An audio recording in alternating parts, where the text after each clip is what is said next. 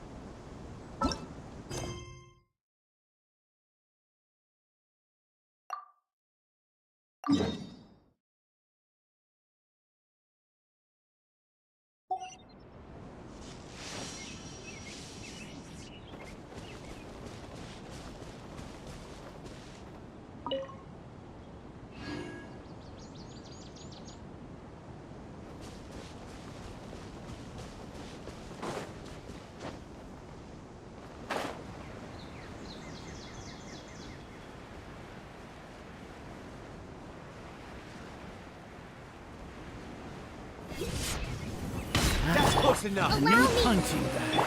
Shine down! Emerge! Right here! Emerge! Lucky today.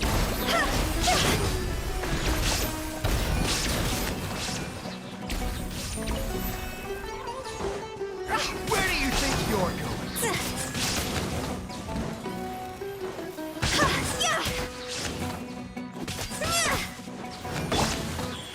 Right now!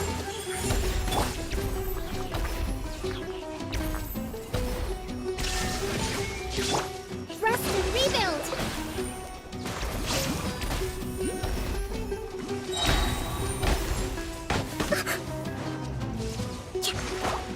I'll be back.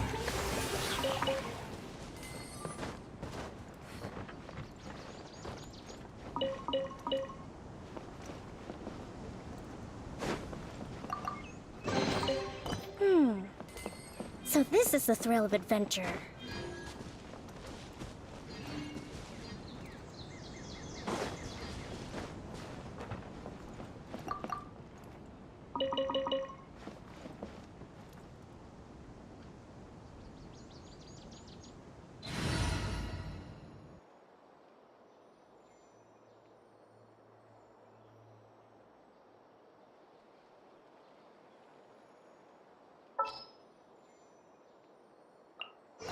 Just what will we come across this time?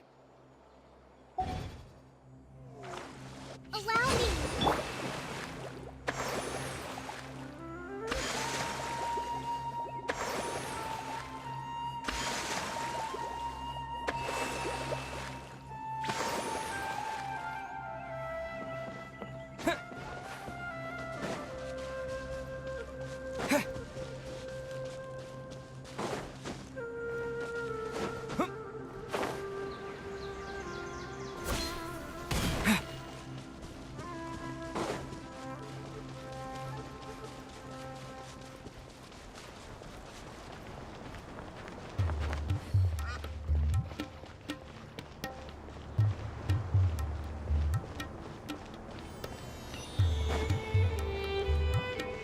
Because things are so, ergo they are such.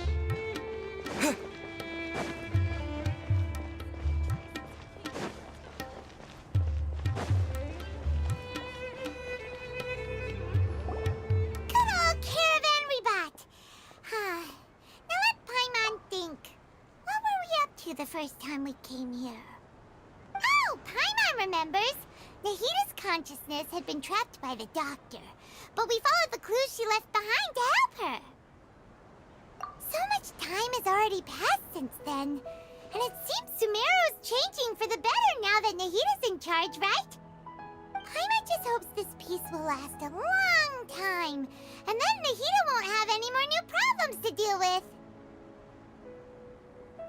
Yeah, guess you're right. We somehow always find ourselves right in the thick of it. Who knows what will happen next? Come to think of it, maybe it's all because of you. Maybe you're just a magnet for trouble.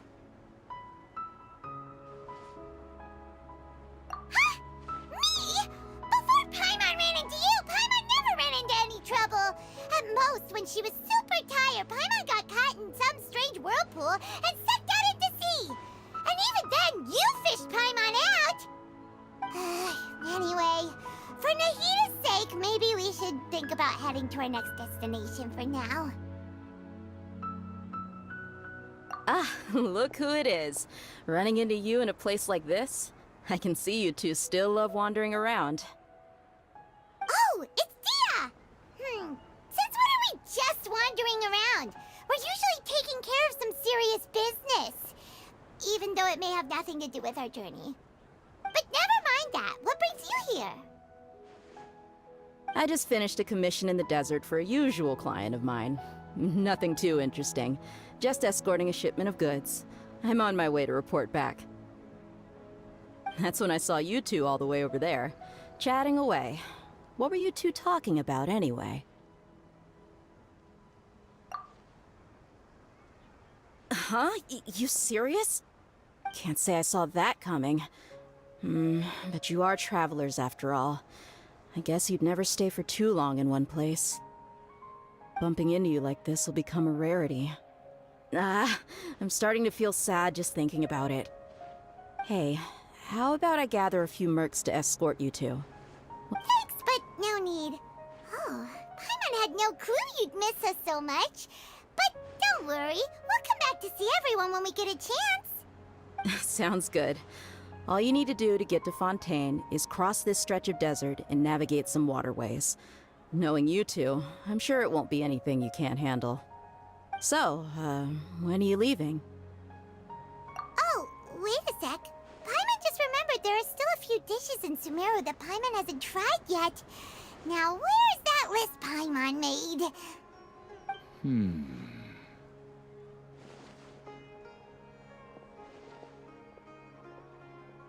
I see.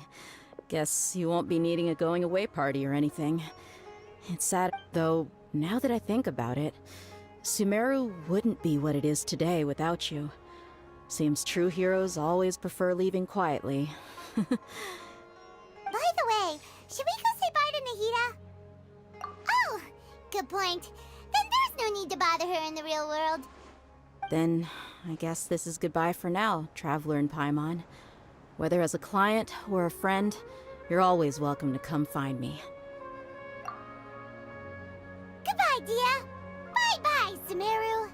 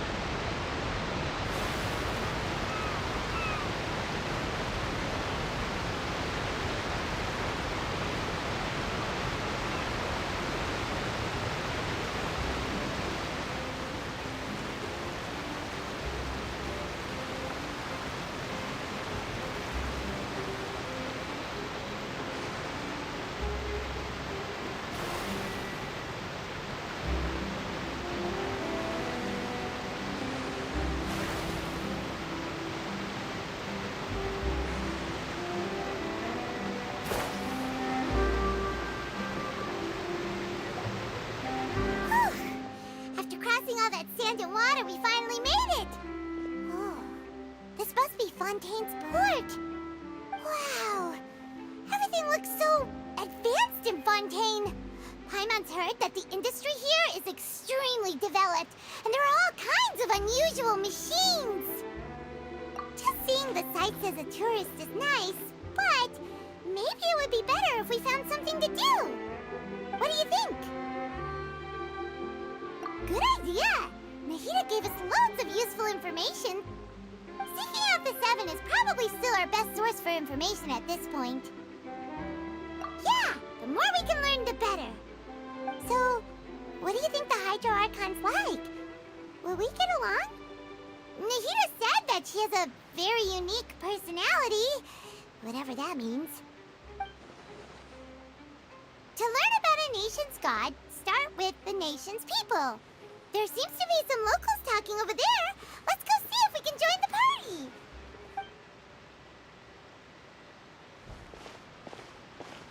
party. If you ask me, it's a tragedy how things ended for him.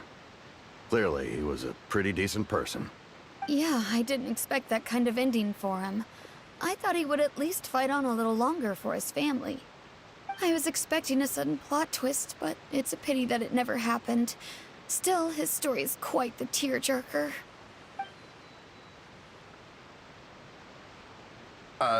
Excuse me. Can I help you two? I couldn't help but notice you standing here listening. Hi. We're travelers new to Fontaine, and we had something we wanted to ask, but you seem to be really busy talking about some kind of play, so we didn't want to interrupt. Play? Oh, no. We're talking about something that really happened. In fact, it's a case that was just heard a few days ago. Really? Like, a real trial? But the way you were talking about it and the words you used just now made it sound like some kind of story. Well, good tales are often based on true stories, aren't they? And what you see in reality may also be someone deliberately putting on an act while harboring ulterior motives. Whether something is true or not simply isn't that important. The main thing is whether the story being acted out on the stage is splendid enough. Oh, but it looks like you're not from around here. You probably don't know that the Fontaine Court of Justice is called the Opera Epiclese, or more commonly known as just the Opera House. But,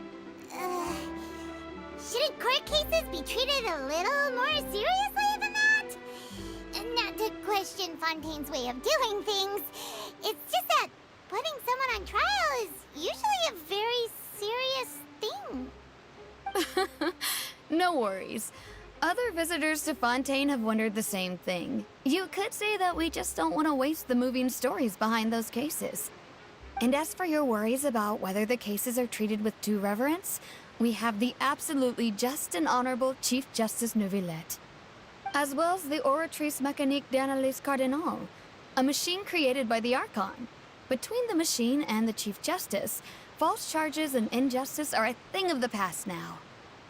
Pure trees? Is it some kind of machine, too? Oh, Paimon's curious. We should check it out if we get the chance. Wait, Paimon almost forgot to ask you our question. Do you know what we should do if we want to meet the Hydro Archon? Oh, that's easy. Just go to the Opera House. Lady Farina practically lives there. You could definitely say it's her biggest passion. I think what they mean is that they wish to speak with the Archon personally.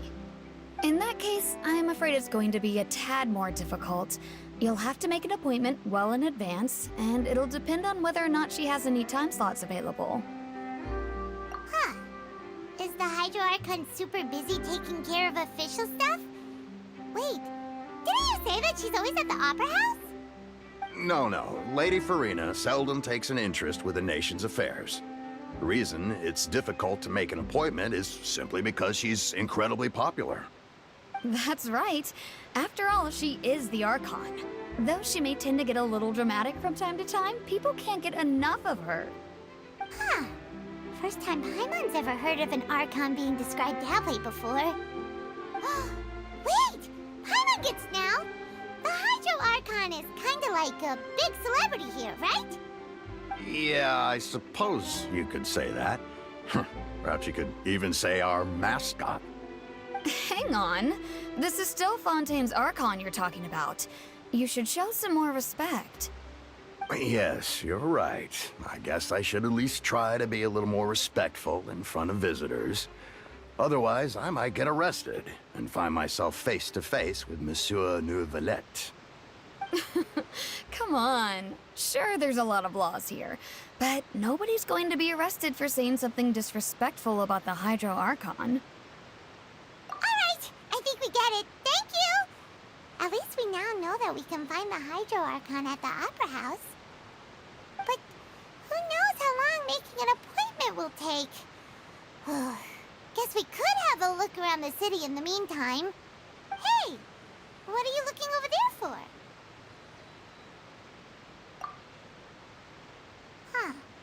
Maybe something's the matter. She isn't going to jump into the water, is she? Maybe we better go check on her.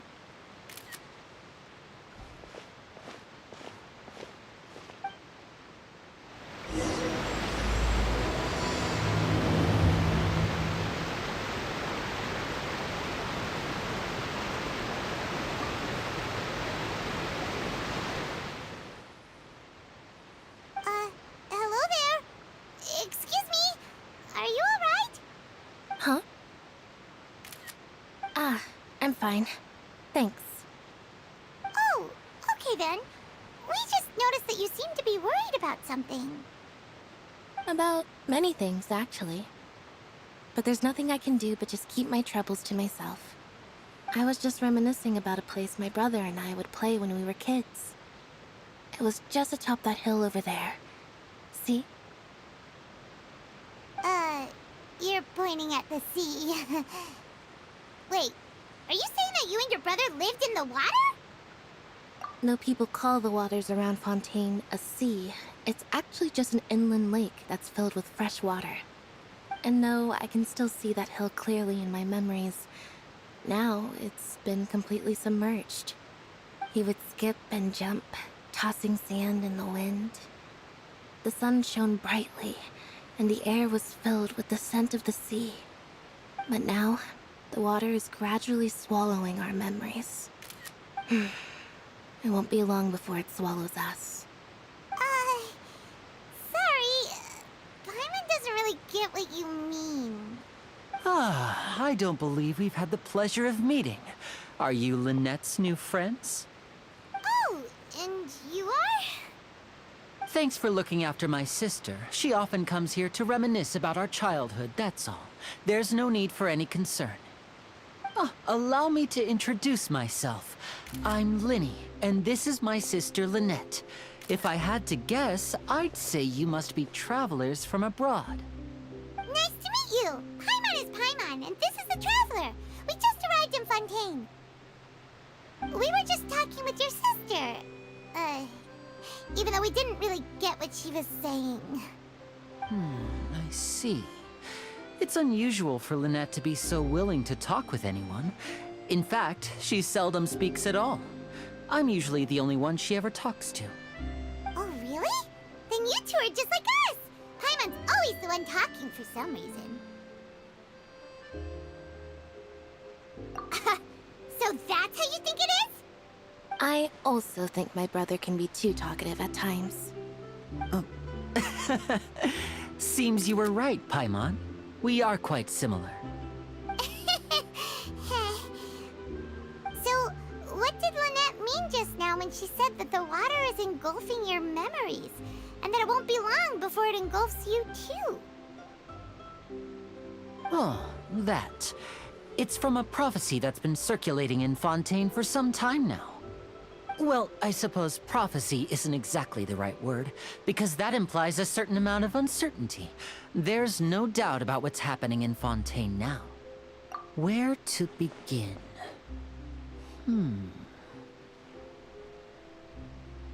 Let's put that question on hold for a moment. We still haven't formally greeted each other yet, have we? Did all the introductions earlier not count? Hello, Traveler.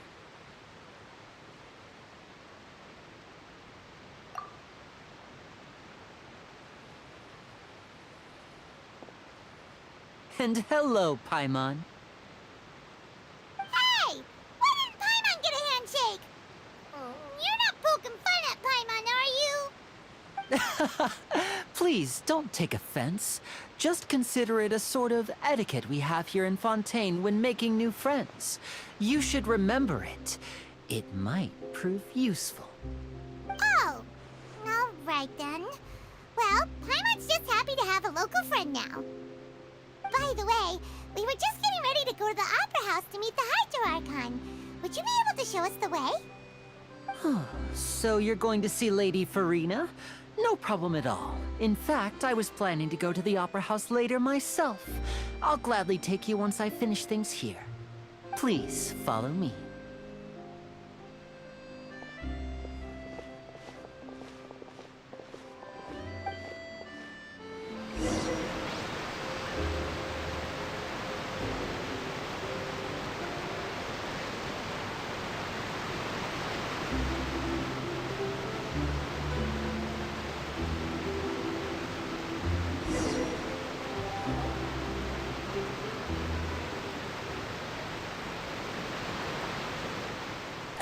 You said you were going to see Lady Farina?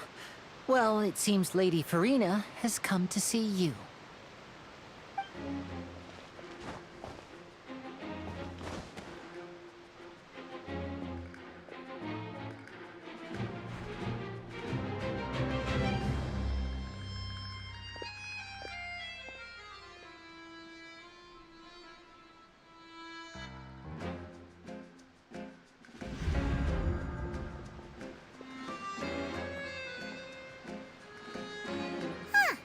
So, she's the Hydro Archon?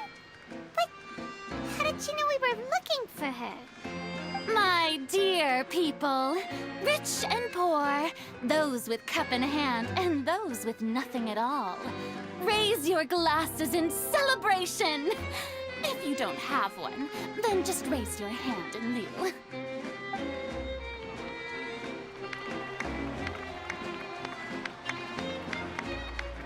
As you can all see, two unfamiliar travelers have arrived in our nation. Come, let us make a toast in honor of this traveler and his companion who have journeyed here from distant lands.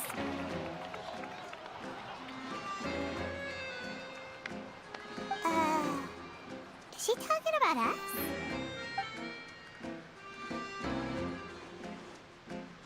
I've long heard of the turmoil and chaos you've left in your wake as you visited other nations. But I welcome you nevertheless. No, I have come to receive you personally. Fear is for insignificant cowards. I am a god, and I will never entertain the notion of such meaningless wariness. You can be rest assured, I see clearly your sincerity. Of course, seeking an audience with me is the most sensible thing to do. It will allow you to truly behold my power and witness my authority. Intelligent people always gather under the correct banner. I, Focalor, hereby welcome you to the nation of Hydro and acknowledge the value and significance of your trip. Now, you may rejoice in this.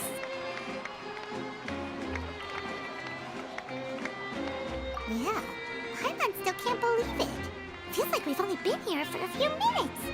But the Hydro Archon's entrance was, how should Paimon describe it? A little over the top? Miss Hydro Archon? How did you know we were coming? I see. As Outlanders, you inevitably lack even some of the most basic understanding. Don't forget that even the gods can be divided into the mediocre and the excellent. I suppose it's only natural for you to be awestruck by my abilities. You had best stop and consider. Do you really have the noble qualities and etiquette necessary to communicate with a god? All it takes is a flick of my finger for me to know everything about you. Whoa, about sounding high and mighty. Oh? What's with these looks? Perhaps the welcoming ceremony still isn't enough? What else should I say then? Is she waiting for us to start talking? Wow, I didn't expect to see Lady Farina here. What a surprise! Wait, does this mean they're the legendary blonde traveler? How did I not notice before? Hey, what's all the commotion? Oh, is that Lady Farina? Is there some kind of drama going on? Of course. That's the blonde traveler. The one all those stories are about. Lady Farina came here to personally see him. Oh, I bet this is going to be the duel of the century. Ooh, I've got to see this. I knew Lady Farina would never disappoint.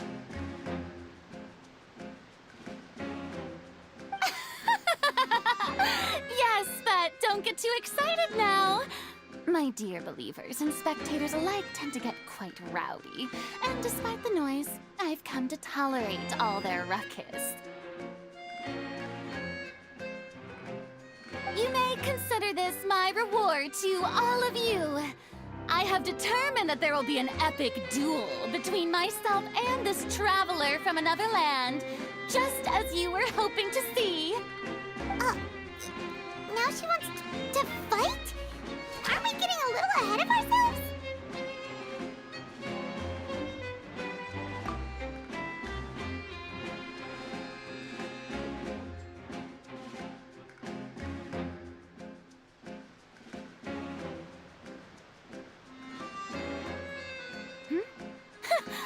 Are you not afraid? Might I remind you that this is a duel against the divine? What are you trying to do, traveler? Provoking a god in front of her people? Stand down, Clorend. I admire his bravery. Few have the courage to draw their sword against a god. He is obviously a true warrior. Unfortunately, people nowadays only crave to be thrilled, and a mere duel will not slake their thirst for excitement. Huh. Yeah, she's right. Just a duel wouldn't be all that interesting. On Aranias, criminals are always requesting duels to defend their honor. They're getting a bit old, to tell the truth. You see. Then, as the god of justice, I shall face this traveler in another kind of duel. A duel in court! Oh, all right! Now that'll be worth seeing! Right. This is Fontaine, after all. Such a grand opera house, it'll be a pity not to use it. Why do you care so much about the crowd's reactions? Seems you've spent a little too much time in the opera house. Besides, how exactly do you plan to have a duel in court? You mean you're going to put us on trial? Oh, we have reason to put you on trial. It's obvious, isn't it?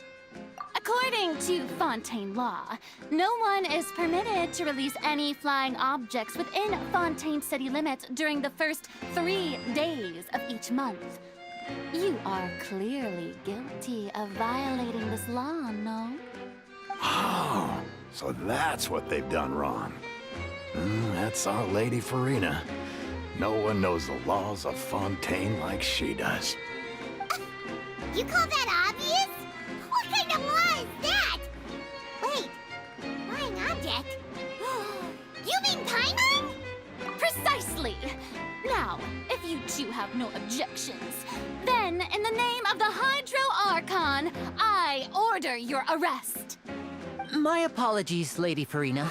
I don't mean to spoil the fun, but if you would allow me to interject, I don't think that Paimon here meets the definition of a flying object. You tell her, Linny! Finally someone who's not crazy. How could anyone call Paimon a flying object? Ah, great magician Linny, my beloved citizen. I'll permit you to object, but how exactly do you plan to prove your claim? As a magician who just rained on your parade, I naturally should shoulder the responsibility of saving the show. So, with such an audience gathered here, allow me to perform a trick for everyone.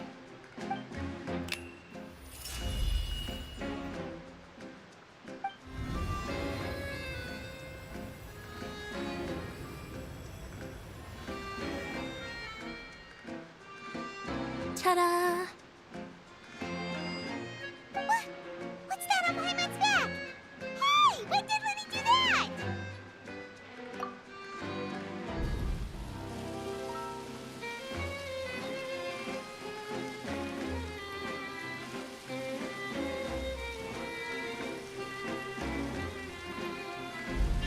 There.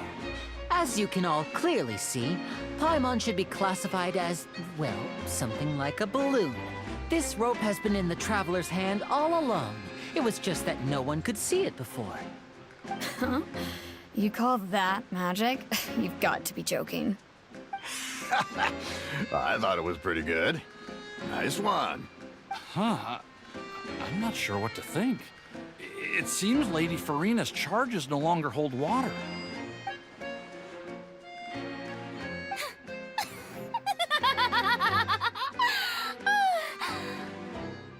Amusing. Very amusing, Linny. Just the sort of unexpected twist that I enjoy. With you here, today's performance can finally be called complete. Performance? You see all this as a performance? In which case, consider the matter of your trial resolved. The god of justice will not bring charges against an innocent person. But when there are valid grounds, I will not only judge travelers from abroad, but even the gods of other lands.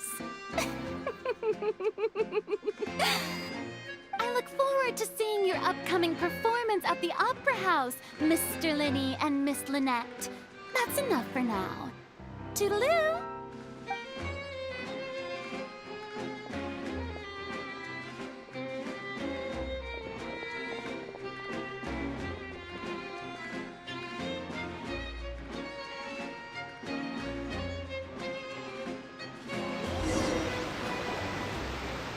Just like that, she's gone. Well, that's the most unpredictable Archon Paimon's ever seen. He never even had a chance to ask her anything. But that's a problem for future Paimon. That whole scene just now was really... Don't mention it. I just happened to remember that there was such a law, so I did a little preparation, just in case. I didn't think it would actually come in handy. So, now do you see what kind of god Lady Farina is? She can be a bit confusing at times, but she is still amenable to reason. Anyway, Paimon had no idea you were a magician, Linny. It sounded like you'll be performing at the Opera House, right? I just know a few simple tricks I use to make a living. Lynette is my assistant. It will actually be my first time performing on the most prestigious stage in Fontaine, the Opera House. But isn't the Opera House where criminal trials are held in Fontaine? When there are no public trials being held, the Opera House hosts a variety of other performances. To the people of Fontaine, the line between a trial and a performance can be a little blurred. And speaking of performances, I would be remiss to forego this opportunity gifted by fate. Might I invite the two of you to see my performance? My brother's always excited to make new friends. Oh, sure. We don't really have anything to do now, and we wanted to go to the Opera House anyway. Splendid. In that case, why don't we go together? I'll show you the way. I just have something to take care of first. You really mean it? Then I'll take you up on your offer. This is a magical item known as a magic pocket. Perhaps you can help me distribute them to the people here. Huh? What are they going to use it for? About that... You asked me before about the prophecy, right? Let me start by telling you a little more about what it entails. I'm not sure exactly when it began, but a prophecy has been circulating around Fontaine. It says that every person in Fontaine is born with sin. No matter how the Nation of Justice holds trial after trial, this sin cannot be absolved.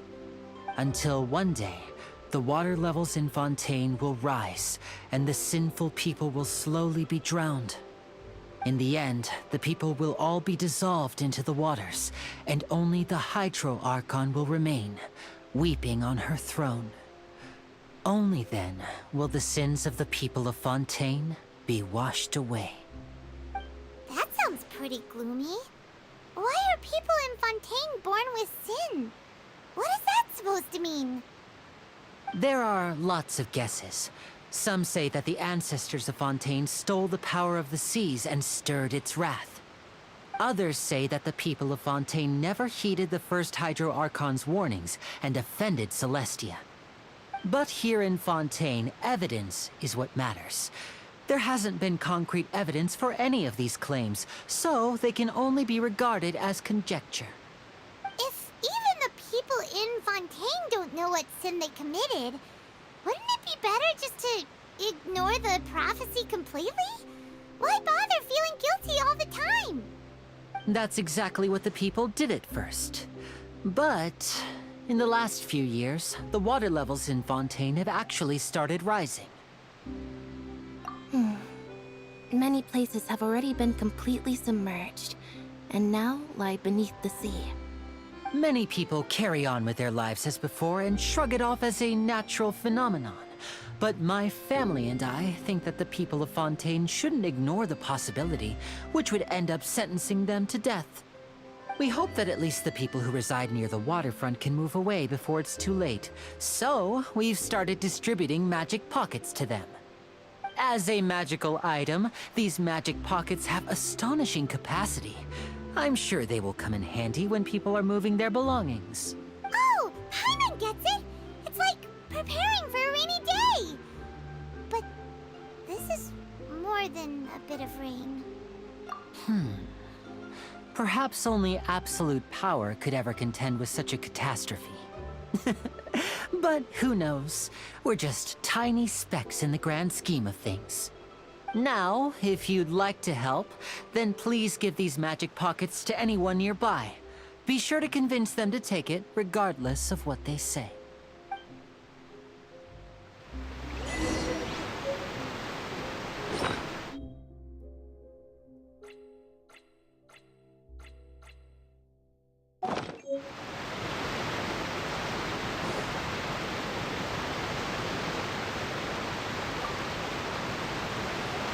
What's this? So you also believe in the prophecy. Keep it. I won't have any use for it. What? You mean you don't believe in the prophecy? No, I believe in the prophecy. But I also believe in another story. The story says that people once lived in the ocean. They were one with the ocean and couldn't live apart from it. But as time wore on, people desired to live on land and developed blood vessels, encapsulating the sea within their bodies. Thus could people set foot on land. So, if you ask me, when the water rises and takes us all, it'll be like we're going home. Oh, we hadn't heard that one before. But people can't live underwater. They'll die. You should probably still take it. All right, I'll take it. I guess I just feel that being dissolved into the water doesn't necessarily mean death.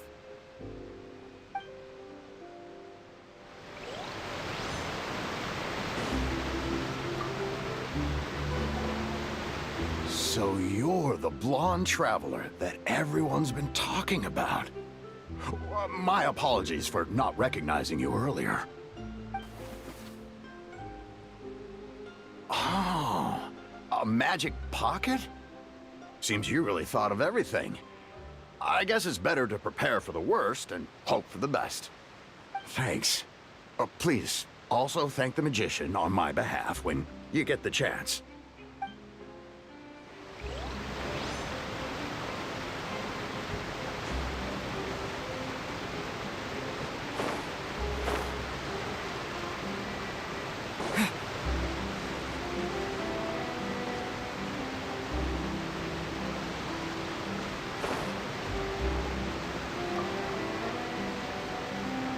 Huh? I don't want that thing. Way I see it, if the prophecy's true, it's still gonna be a long time before the water can cover everything. Life is all about living in the moment. What use is there in worrying about the future all the time? We'll cross that bridge when we get to it. You should still take it. You never know when it'll come in handy. Oh, all right, fine. Thanks. It's just that if I start moving, that means I've already given up on the life I have now. I'd really rather not.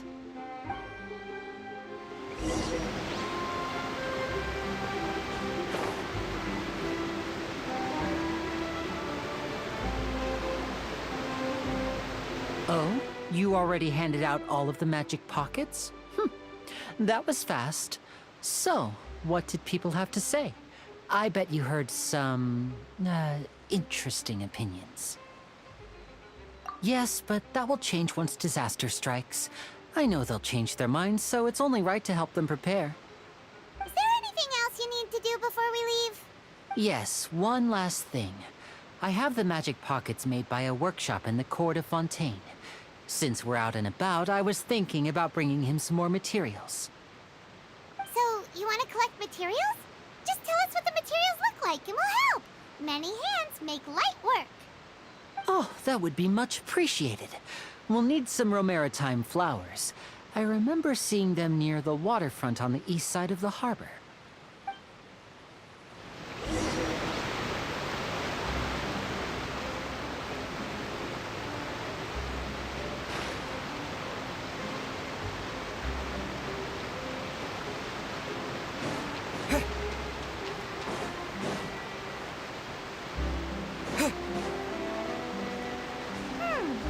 It seems we have to use Hydro to collect Romaritime flowers.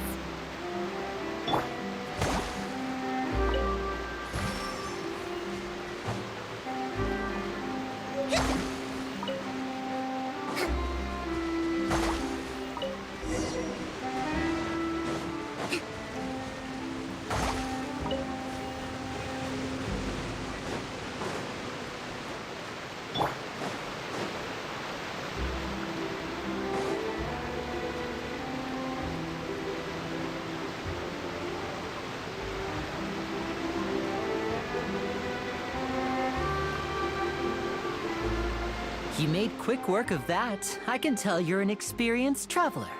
I've also finished collecting a few here. Maybe next time you'll feel like helping too, Lynette. No way. I'm in power-saving mode today. Otherwise, I fear I may not have any energy left for the performance at the Opera House. Fine. Though the performance is still a long way off. Now that we're finished here, we should get ready to head back to the Court of Fontaine. So, we're going to the Court of Fontaine before we head to the Opera House? Good. Paimon wants a tour of Fontaine's largest city and try...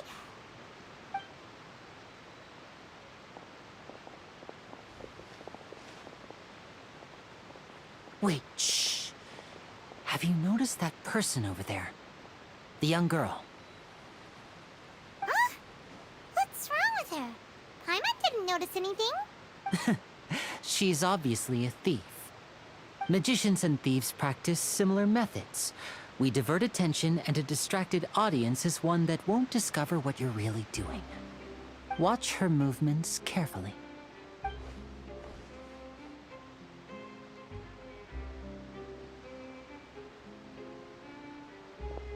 Oh, he's right!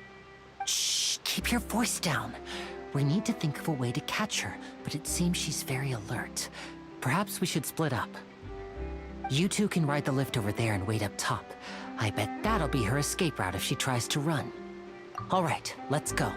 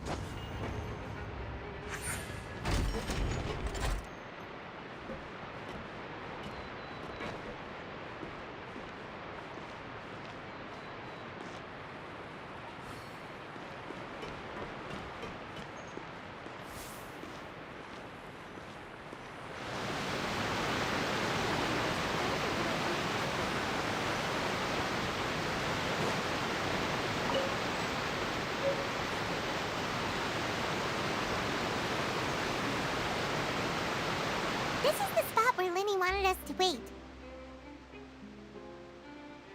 Oh, look! Isn't that her?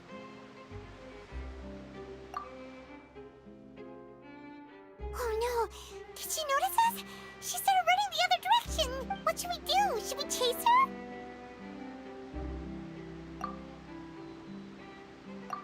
You're right. She might also be trying to lure us away.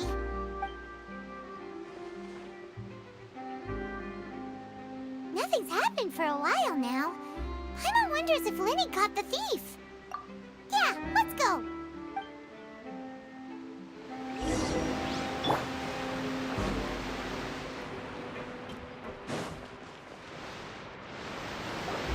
Are you sure that's all she took? You should check to make sure you're not missing anything else. No, that was all.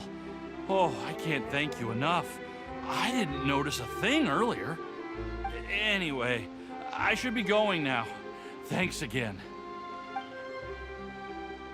Oh, were you returning what the thief had stolen? That's right. Pity I wasn't able to catch her. She distracted me by dropping the thing she stole on the ground. By the time I looked back, she was already gone. I saw the general direction she went, but Linny twisted his ankle, and I needed to make sure he was okay. Oh, did you get hurt, Linny? I'll be all right. It's just a twisted ankle, that's all. In fact, it's feeling better already. If you want to play at being a hero, at least try not to get hurt doing it. Imagine what would happen if you managed to derail our performance as a result. You're right. Sorry, Lynette. I have to admit that the thief was even more skilled than I had anticipated. But at least we were able to get the stolen items back, so it wasn't a complete failure. What a slippery little thief. Guess things turned out all right in the end, though. Linny's initiative paid off. All right, let's put this little detour behind us. We should go to the Court of Fontaine now.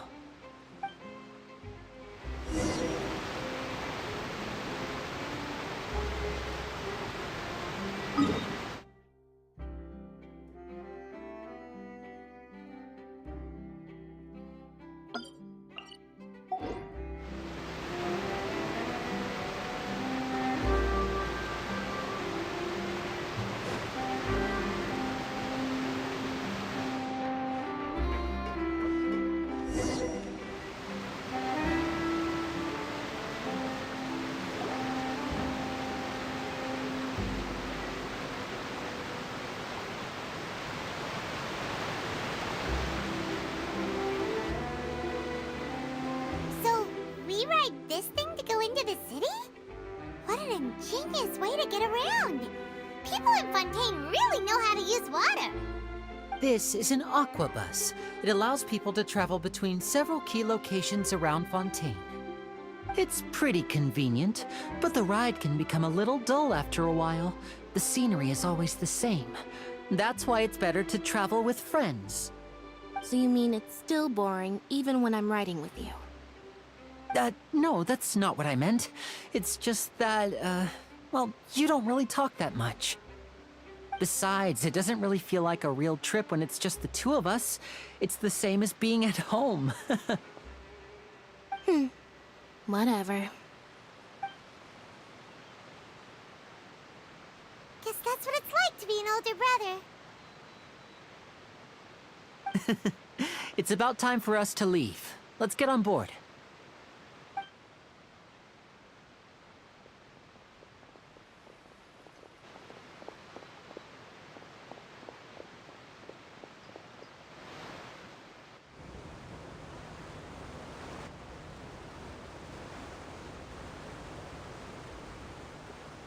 Oh, excuse me! Aren't you the great magician Linny? And his assistant Lynette? Hello. I don't believe we've...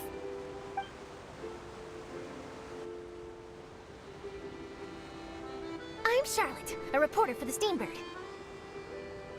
Nice to meet you. From the Steambird, huh? We've often relied on your paper to promote our performances. It's an honor to meet you. Wait, could that be the legendary traveler who's been making headline after headline in their journey across Tibet? Amazing! You recognized everybody almost immediately! I wouldn't be much of a reporter if I didn't know who's who, would I? Wow, today must be my day. Who knew I would end up on the same boat as so many VIPs? Could my vision finally be showing me some favor? So, Charlotte, what do you usually report on? Well, when there isn't any breaking news, I mainly cover the trials at the Opera House. You can still manage to keep readers' attention as long as you tell things from a clever enough angle, even if it's the same old topics. For example, reporting on how a scammer once deceived vulnerable girls into relationships, or how a financial criminal was once so poor that they ate a single piece of bread for 5 days. That's fine and all, but what I'm really after is exclusive, sensational news pieces that could shake the country. These smaller stories are a waste of my talents. Oh, I just remembered. I've been following a case lately. Well, a series of cases, actually. You mean the serial disappearances of young women case? That's right! These stories are the talk of the town right now, and it's probably the most mysterious case we've ever seen. If I'm the first with a draft ready to publish when the case is finally cracked, and it's the headline story in the Steambird, oh, when that happens, I bet all the other reporters will shed tears of envy. I've already gathered all kinds of materials. I just can't wait for the truth to be revealed. So, what is the serial disappearances of young women case? You mean the culprit hasn't been found? That's right. The first missing girl case happened almost 20 years ago. And ever since, after a period of time, another girl disappears. What the cases have in common is that the girls are all of a similar age, and that they've all vanished without a trace. But the scariest part is that to this day, none of the girls have ever been found. Many suspects have been arrested over the years in connection with this case, but shortly after each arrest, another disappearance would always happen. Yes, it's possible. But either way, I believe that every case has some precise truth behind it, waiting to be exposed. Yes, I agree. And at the very least, the family of those missing girls deserves some sort of explanation. I just imagined for a second what I would do if Lynette were to suddenly disappear. I'd pay any price to get her back, and then find a way to track down the culprit. Please don't imagine that, Linny.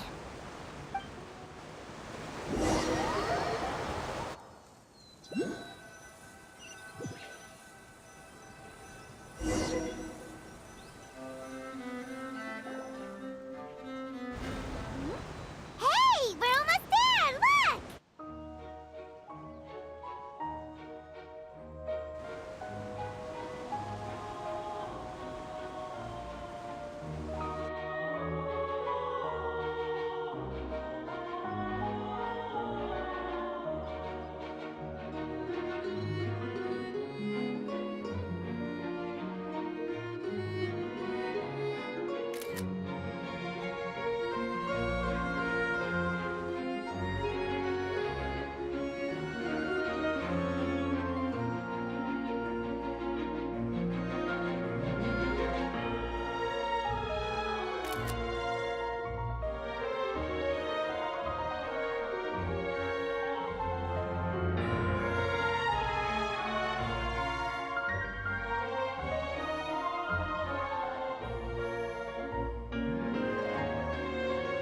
Well, I really enjoyed chatting with you. Life should be full of pleasant little surprises like this. Yeah, us as well. The ride went by too quickly. I have an interview to get to. I should get going before I'm late. Okay. Paimon hopes we can chat again soon, Charlotte. See ya! Bye now. Oh, be sure to stop by and see me at the Steambird when you have time. What a tough job. Always running around and interviewing everyone. Well, where should we go now? If you don't mind, how about we stop by my home first? Besides, I still have all the materials we collected. Sure, we wouldn't mind at all. This city is so huge, Paimon wouldn't know where to start anyway.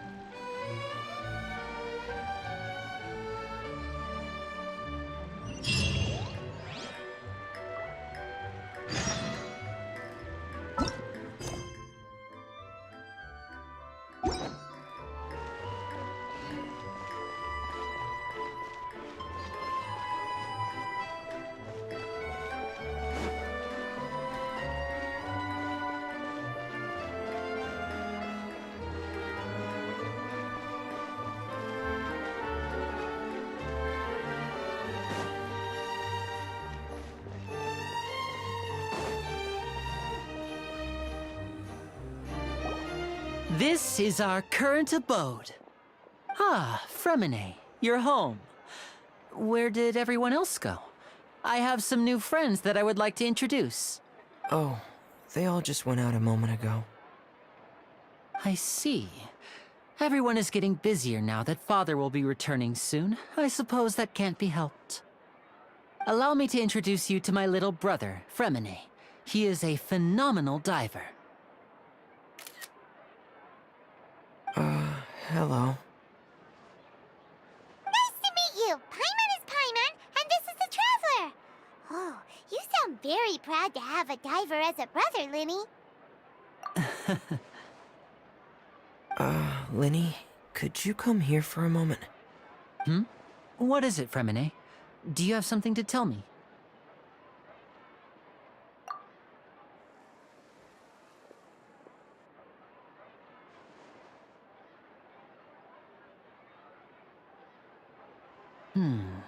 Okay, I see. Is everything all right? Oh, it's nothing. We were just discussing a little housework. Sorry for the interruption. Oh, before I forget, the Traveler and I collected more materials to make magic pockets. Were you able to get any, Fremine? Yes, I went diving and gathered lots of materials. I was about to give them to you. That's our Fremine, always quick with the underwater work. All right, I'll take these to the workshop.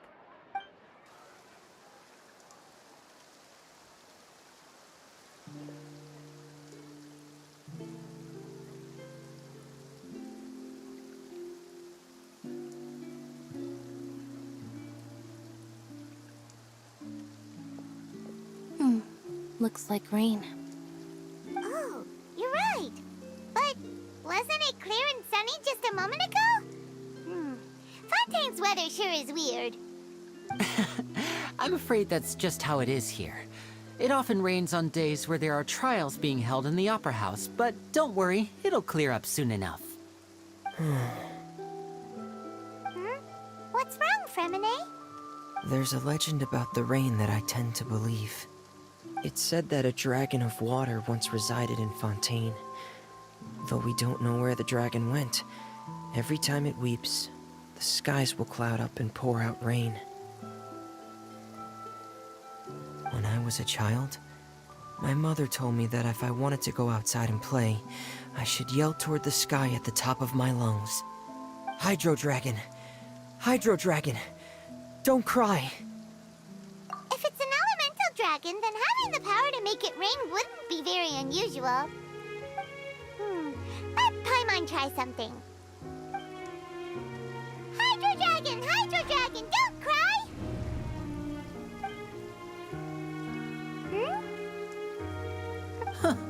Doesn't seem to be of any use. It is just a legend after all. You know, you might be a more popular magician if you understood the concept of romanticism. Or could at least play along. Sorry. It might be because we've never met the Hydro Dragon. Perhaps it can't be comforted by the words of strangers.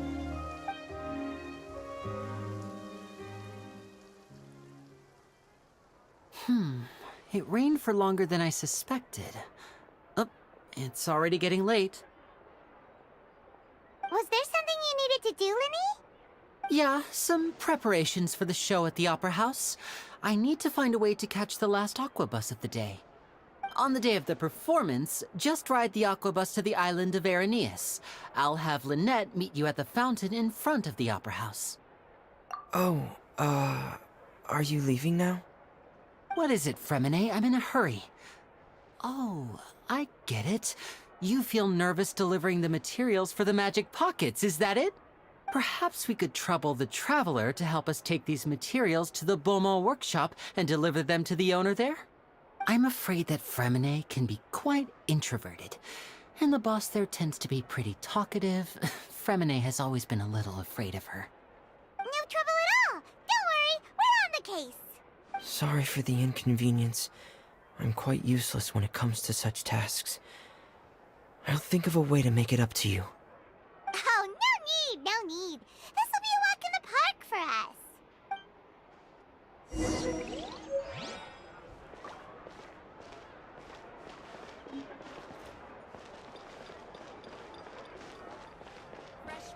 Hello?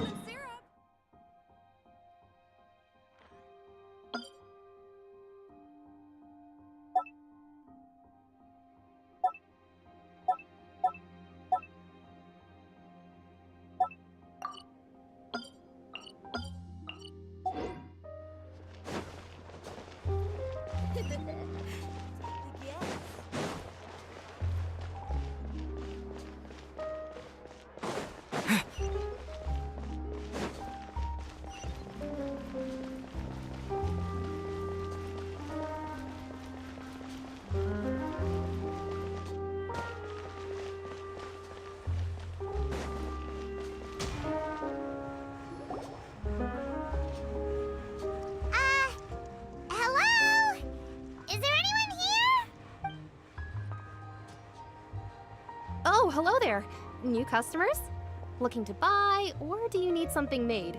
Or perhaps you're just looking for a chat with me. Oh no, we're just here to deliver some materials. Here they are. They're for making... what were they called again?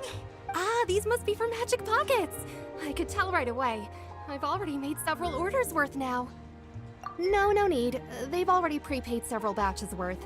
When they told me what they'd be using them for, I even offered them a discount. But they insisted on paying the full amount, saying that I had a business to run. It seems both their hearts and their pockets are made of gold. Whoa. So, is Linny actually loaded?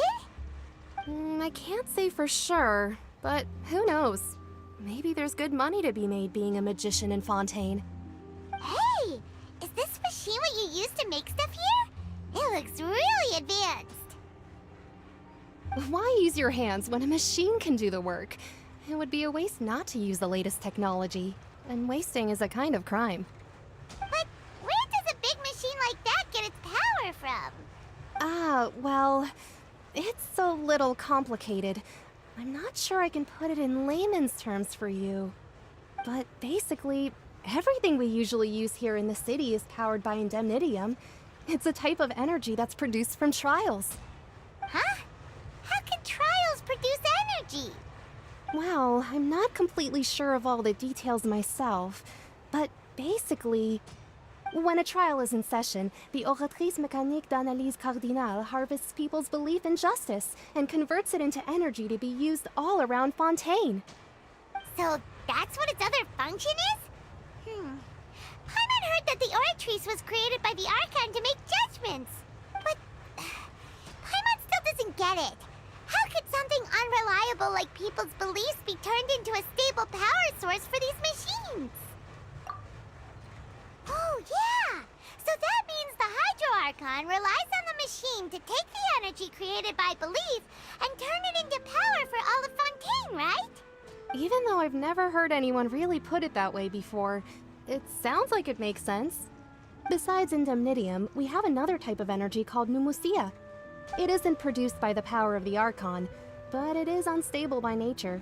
Even now, it still cannot be widely used by civilians.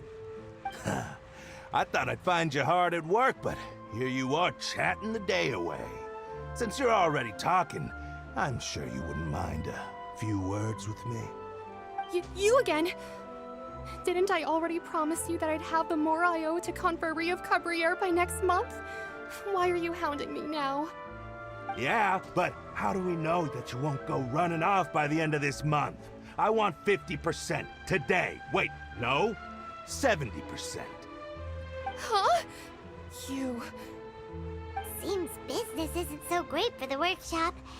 We've already finished our job and delivered the materials. Maybe now's a good time to leave? Hey, hold on! Before you go around trying to collect payments, why don't you settle your own debts first? If Confrérie of Cabriere wants to poach clients from Northland Bank, that's fine.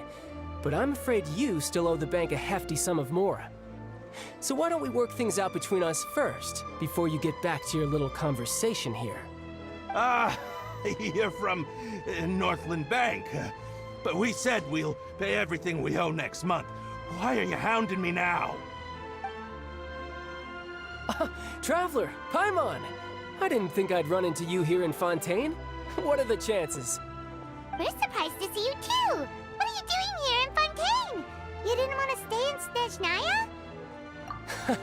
Long story short, I've already been in Fontaine for some time now, and honestly, things have been pretty boring. But it seems that fate brought our paths together today. Not only will I have some good friends here now, but ones who always seem to find trouble. Either way you look at it, it seems things are going to get a lot more interesting now. Pretty sure we'd want to avoid anything that you'd find interesting. Besides, our trip here has gone pretty well so far. Right, Traveler? Hey, you, Northland Bank boy. Aren't you forgetting something? Don't interrupt. It's not often I run into the Traveler like this. Why don't you wait for me over there for a while? You kidding? Aren't you the one looking for us? You really expect us to sit and twiddle our thumbs while you catch up with your friends? Listen to me, boy. If you want your Mora, fine. Why don't you come and take it? Hey, I just said not to interrupt. Oh, by the way, Traveler, the last time I took Tonya and Tooser ice fishing, Tooser said... Hey! That's way over the line! All right, boys, let's see who has to pay up now! Can you at least let me finish one sentence? Fine. Though the bank told me not to get rough with our clients. You're the ones who started it. This is an act of self-defense. You two will have to be my witnesses, okay? I'm sure this won't take long.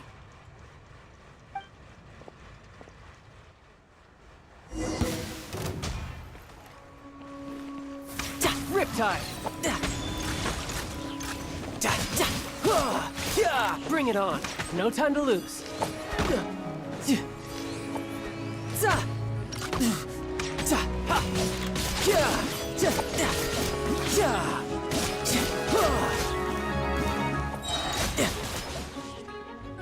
Shouldn't let your guard down.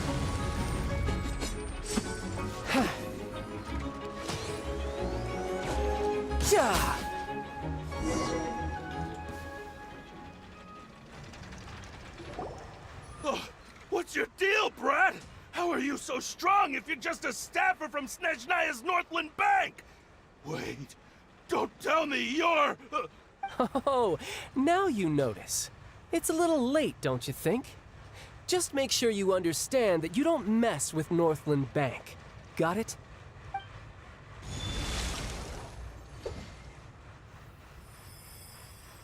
Huh? Now's my chance!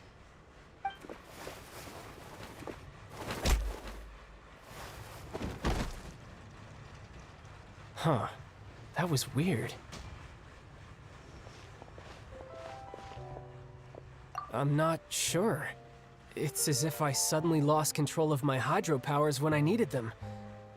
Maybe there's something wrong with my vision? Strange. How could that happen? First time Paimon's ever heard of someone losing control of their vision. Never mind. It doesn't matter. If I want to stay sharp, I shouldn't be relying too much on my vision anyway. Besides, I always have my delusion in case I need it. So what are you doing in Fontaine, child? I don't see its work for Northland Bank.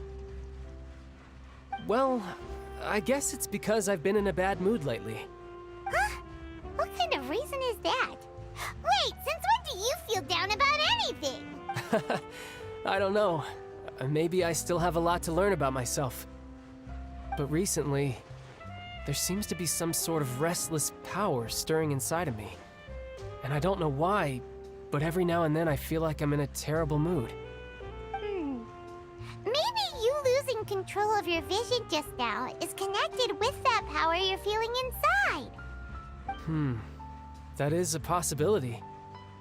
I can't remember if I ever mentioned it before, but when I was 14, I fell into some unknown abyss. It was during that time I learned nearly all of my abilities. The one who took me under her wing and taught me was named Skirk.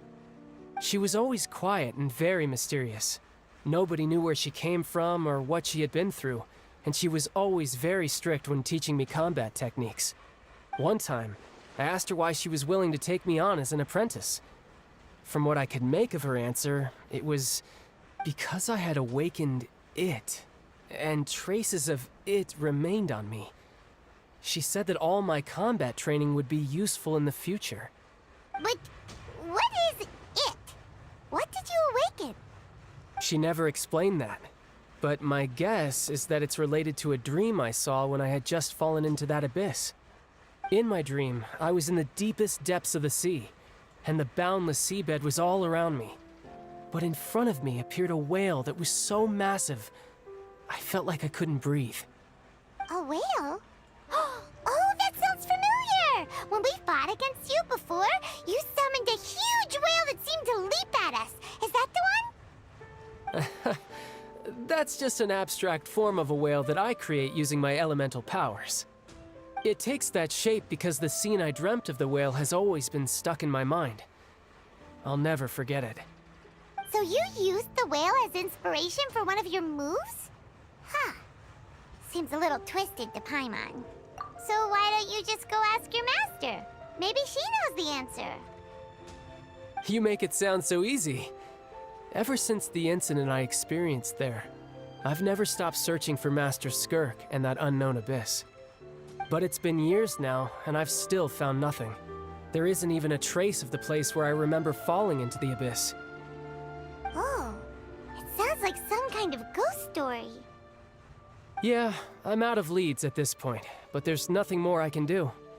It seems that strange encounters in this world tend to be elusive like that. Oh, seems the time really flies when I'm talking with you. I just remembered I have somewhere else I need to be, so I should get going. What? More work for the Northland Bank? No, it's more of a personal appointment.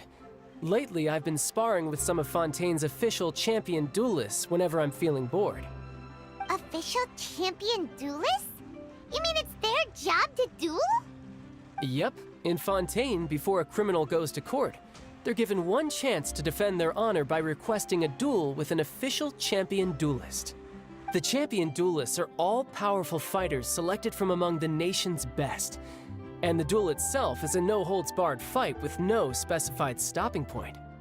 So engaging in such a duel is regarded as a symbol of defending your honor. If a criminal manages to win the duel, they'll be acquitted. But if they lose, they'll have no choice but to stand trial. And the worst-case scenario is that you're simply killed in the duel. Though it's rumored that Fontaine has a death penalty, from what I can tell, no one has ever been officially sentenced to death. So really, the only people who opt to duel are those who have suffered a grave injustice in being accused, or those who greatly value their honor. Otherwise, why gamble with your life? So, do many people actually get out of their trials by winning the duel? Apparently, it's exceedingly rare for anyone to actually win. Fontaine probably enacted this system as a way to show that the nation respects the honor of its citizens. Besides, none of the champion duelists are to be trifled with, which is exactly why I was itching to face them as soon as I got to Fontaine. Apparently, the one I'm meeting today, Clorinde, is the strongest of the champion duelists.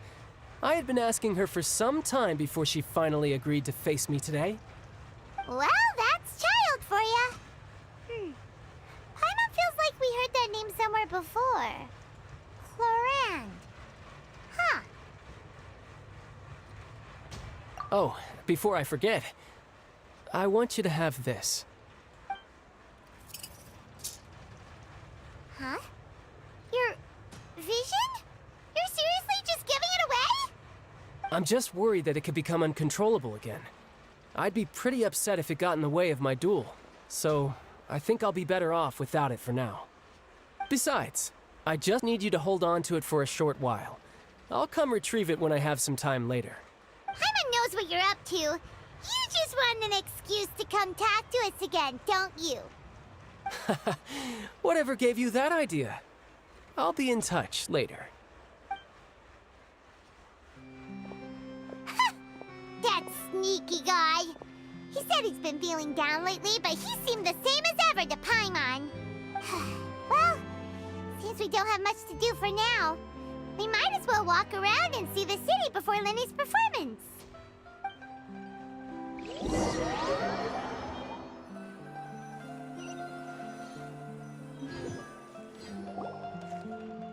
Wow!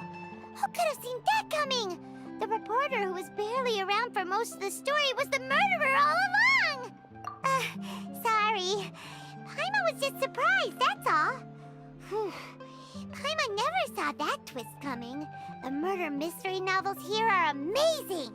The whodunits here in Fontaine are a lot different than the light novels you see from Yai Publishing House. Both have their merits, but Paimon thinks this style of novels are more, well, novel. It's so exciting to reach the moment when the mystery is uncovered, especially in the one Paimon was just reading. You should buy a copy and read it too. Oh, sorry about that. Paimon will be more careful next time.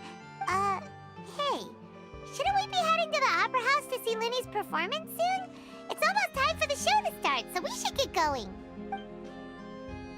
Linny said that the Opera House is on Aranias, so let's go ride the Opera Bus!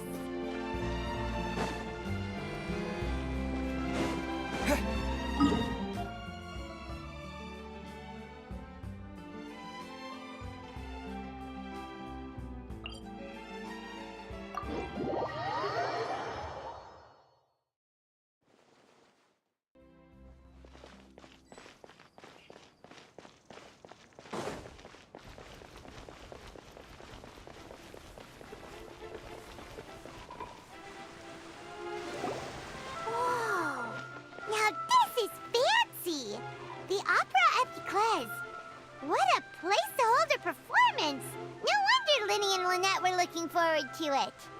Huh. Looks like there's a lot of people standing around the fountain up ahead.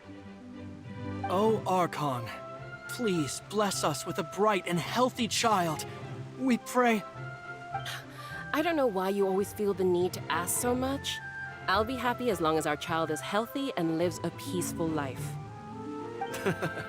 I guess if they're our kid, then there's no doubt they'll turn out smart. Maybe this is one of the customs in Fontaine. There sure are a lot of couples here. Vache. What's wrong? Vache. Vache. No, Paimon didn't say anything. Are you hearing things? Welcome to the Fountain of Lucine. All the water flowing through Fontaine converges here. It's customary for newlyweds to come here and wish for children. Ah! Annette! You scared Paimon! When did you get here? Lenny asked me to wait here for you, remember? Right. What do you mean? There are a lot of people here right now.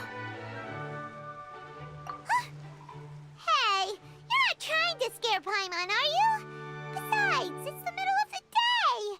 It's not the time for eerie things. I see. I might be able to tell you something that could help explain the voice you heard. In fact, you might not be imagining things at all. I suspect that what you heard is a result of your hypersensitivity to the hydro element. Others in my family have had similar experiences. It's because of his sensitivity to the hydro element? But what would hearing a voice have to do with elemental power? When do you cry, Paimon? Wait, what? What does that have to do with anything? Just answer me. When do you cry?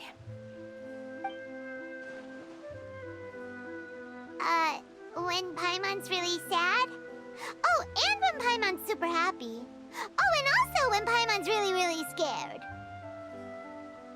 Then you should understand that tears contain your most intense emotions. Like I just mentioned, the Fountain of Lucine is where all the flowing water in Fontaine converges. Even the tears that fall to the ground will eventually gather here. So maybe what you heard was the intense emotion coming from someone's tears. So, what did the voice say? If you are hearing their emotions, then Paimon wonders what happened to them. Rather than worrying about them, we should worry about my brother first. Don't let that calm look of his fool you. He tends to get pretty nervous just before a performance. So chatting with Linny might help him relax a little before he goes on stage. Oh, right. That makes sense. Let's go in and see Linny.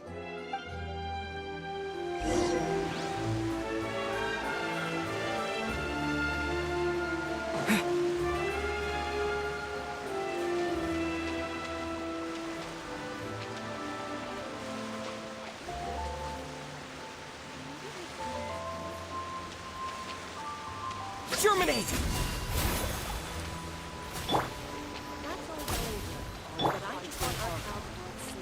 Rest and rebuild!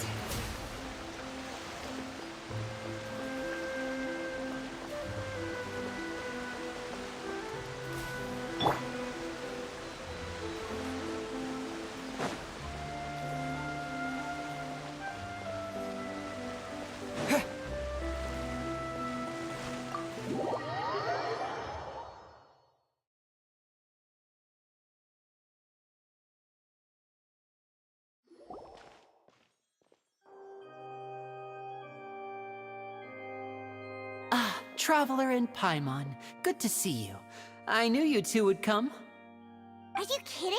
We wouldn't miss it for the world! We've been looking forward to it! I can tell, judging by how early you've arrived. But you're actually right on time. The audience still hasn't started entering the venue yet, which means now is the perfect chance for us to take you to the best seats in the house. Wait just a moment, I'll fetch the tickets.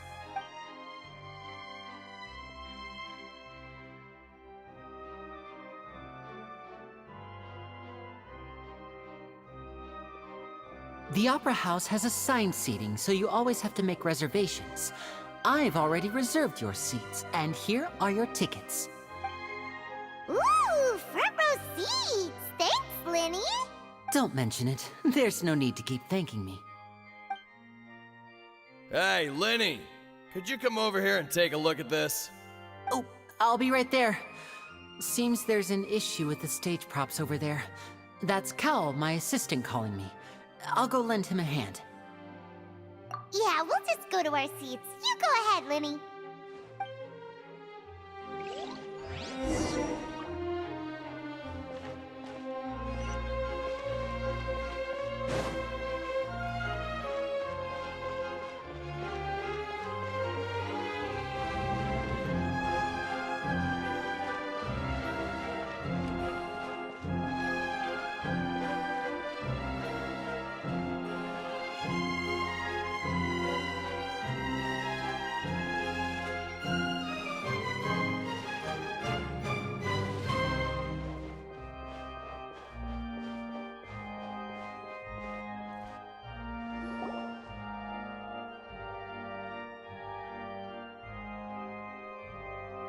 Oh, these should be our seats. Come on, let's sit down.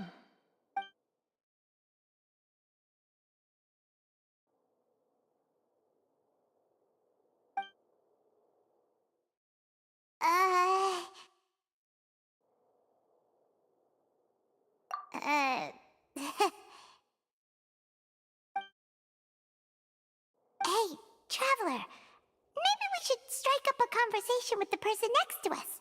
Since we're sitting together and the rest of the place is practically empty still, it's kinda awkward if we don't say anything. Ah, you little... Of course you put this on Paimon! Excuse me, I did not realize you felt awkward. I am terribly sorry. I would be perfectly happy to chat with you if that is what you would like. Oh, so you heard all of that, did ya? Boy, you sure have good ears. Paimon thought she was keeping her voice down. Wait, that's not it. Sorry. Paimon's the one who was being rude, talking under her breath like that.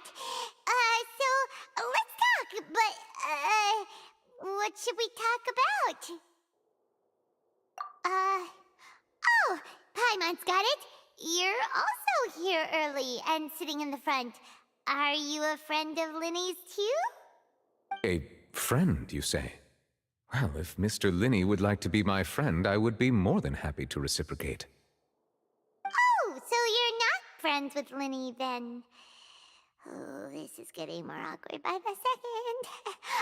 Paimon nearly forgot to make her introduction. Nice to meet you. Paimon is Paimon, and this is the Traveler.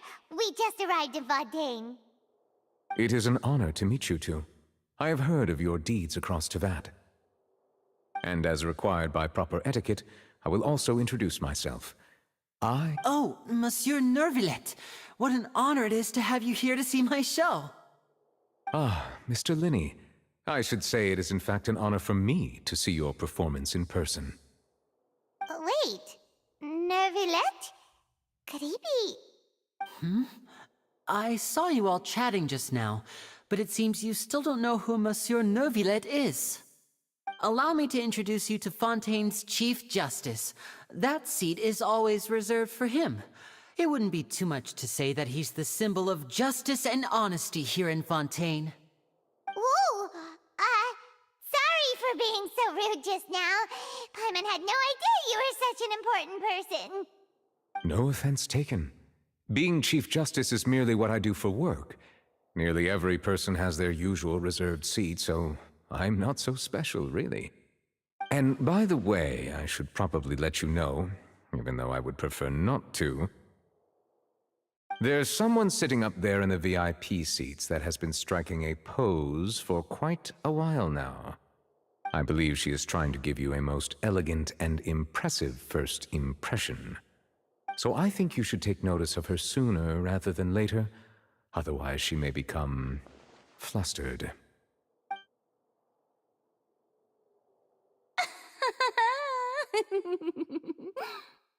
Huh? Oh, it's Farina, the Hydro Archon. Huh. She sure has a smug and satisfied look on her face. Guess she has no idea that you saw right through her act. Very good. That is for the best. No need to pay her any more attention. We may now enjoy the show. Huh? So is this what things are like between the Chief Justice and the Hydro Archon? All right, please wait just a moment longer. I've pretty much finished my preparations, and the performance will start as soon as the audience has made their way to their seats. Yay! The show's finally about to start! Paimon can hardly wait! Paimon's never seen a real live magic show before!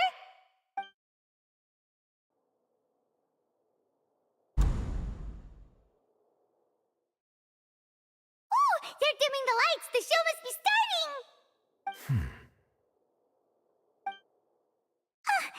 Sorry.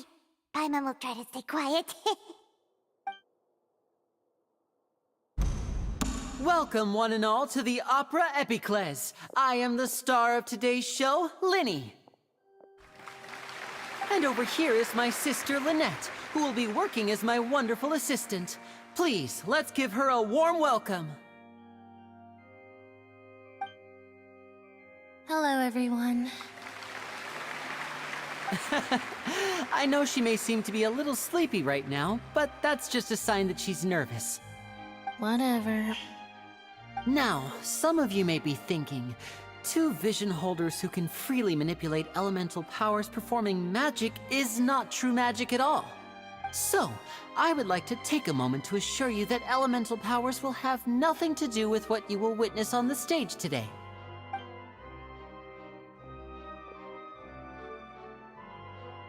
Both Lynette and myself have removed our visions for the show.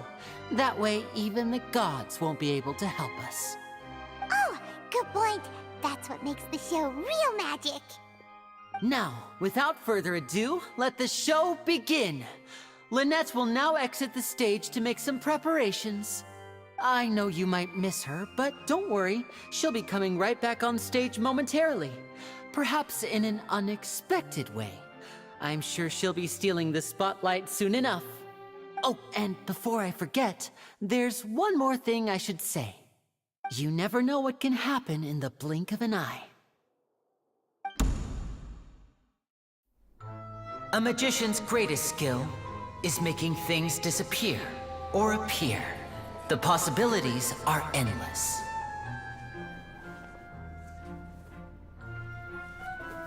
Huh?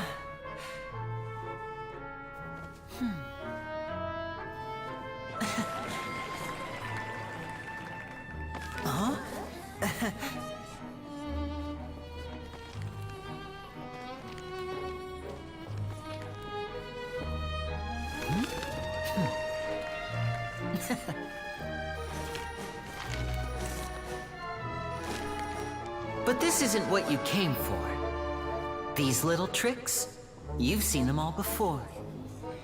So it's time for something truly extraordinary, don't you think? This one's a little tricky.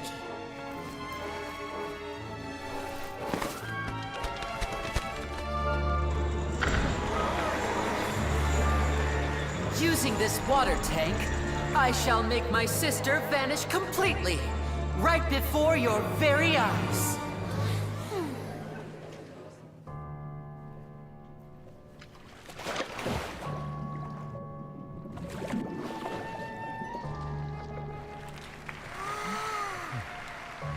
It's actually quite simple. She'll just turn into air bubbles and float right out of the top.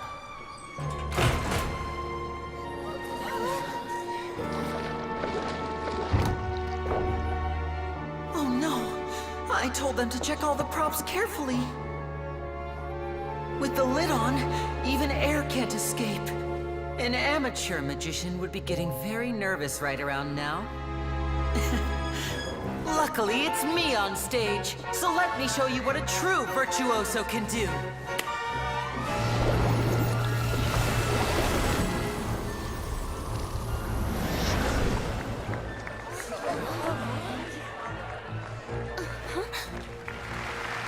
Lynette, are you still there? Don't go too far. We don't want to use up all our magic. Hi, I'm back. Uh-huh.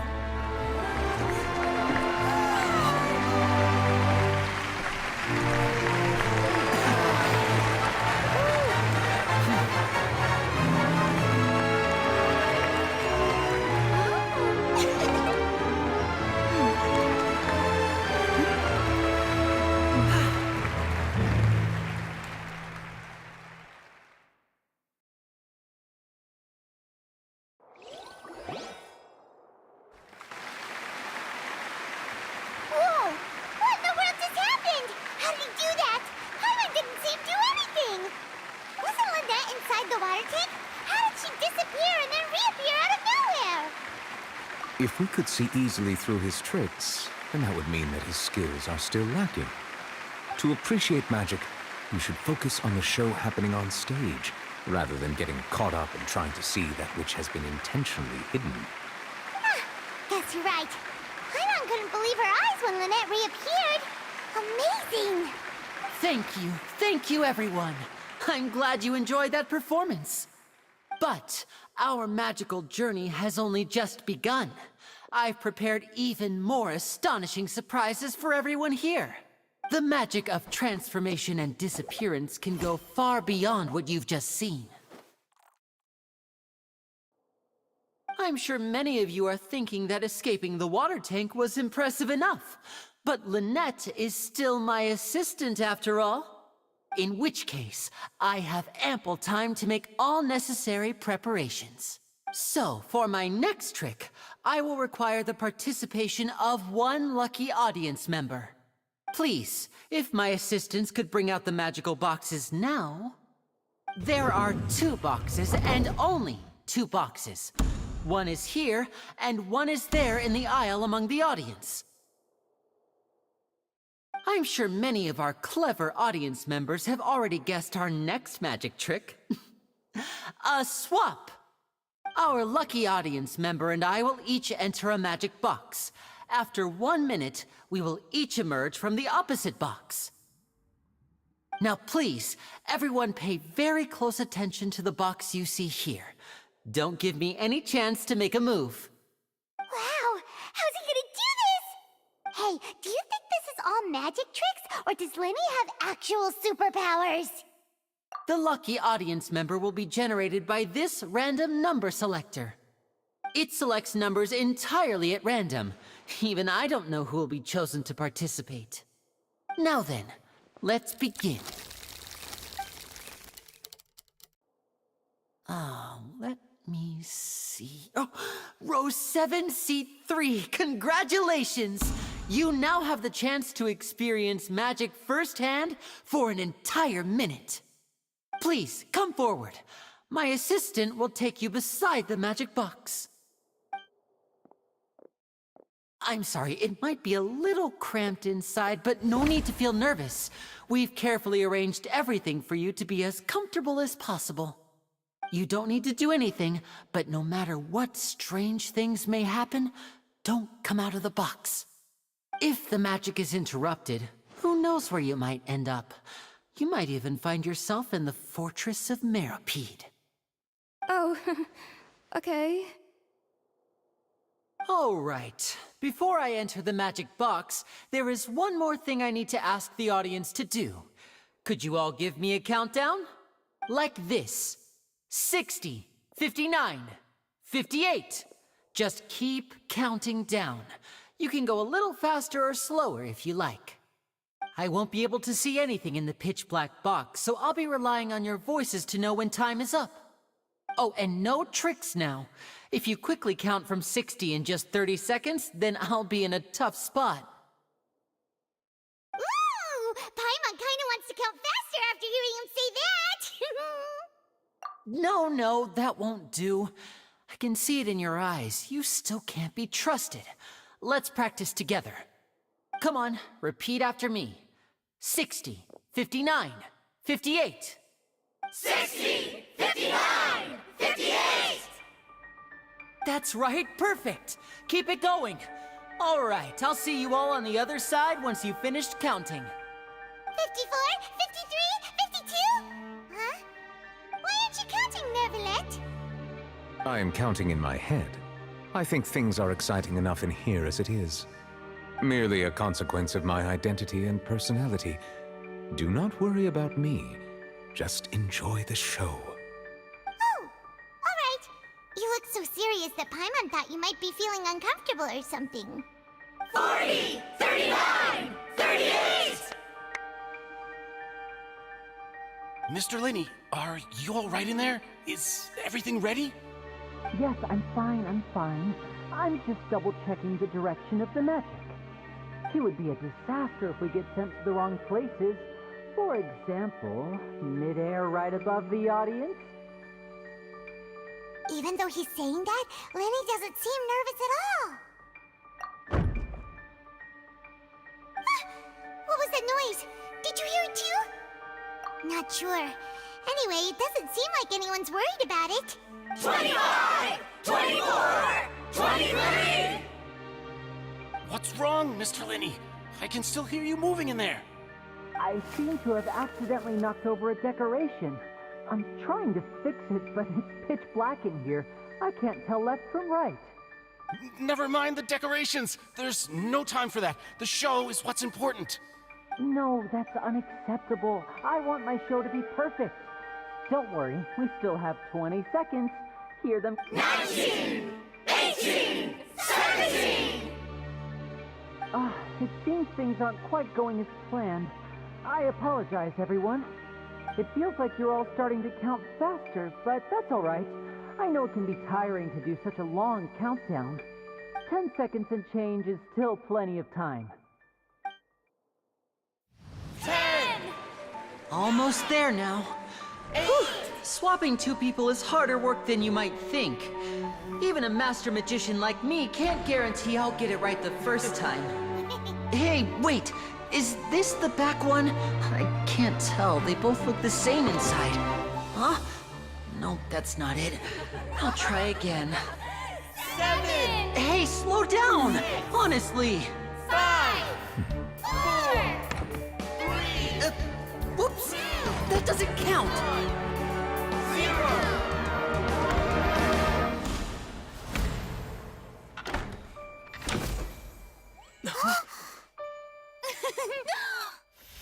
Ta-da!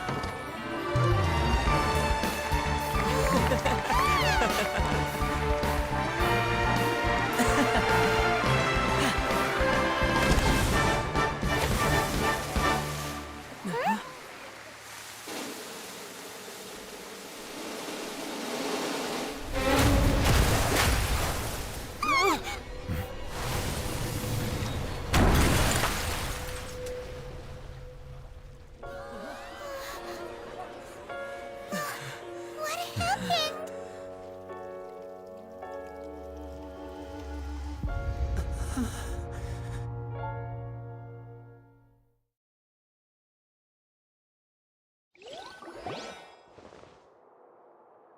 Huh? Is this part of the show? Miss Mr. Lenny, you're going to use magic to fix the stage now, right? What happened? Oh no. Maybe this isn't part of the show. The girl was still in that box, right? This performance is over. Medical staff with me. Guards, secure the scene and detain all the performers. Seal the exits. No one is allowed in or out at this time. Yes, that's right. If this was just an accident, then we must investigate the cause. But if this was all part of some scheme, then those accountable will not escape the judgment of the God of Justice! No need to be alarmed, you two. We'll get to the bottom of this soon enough.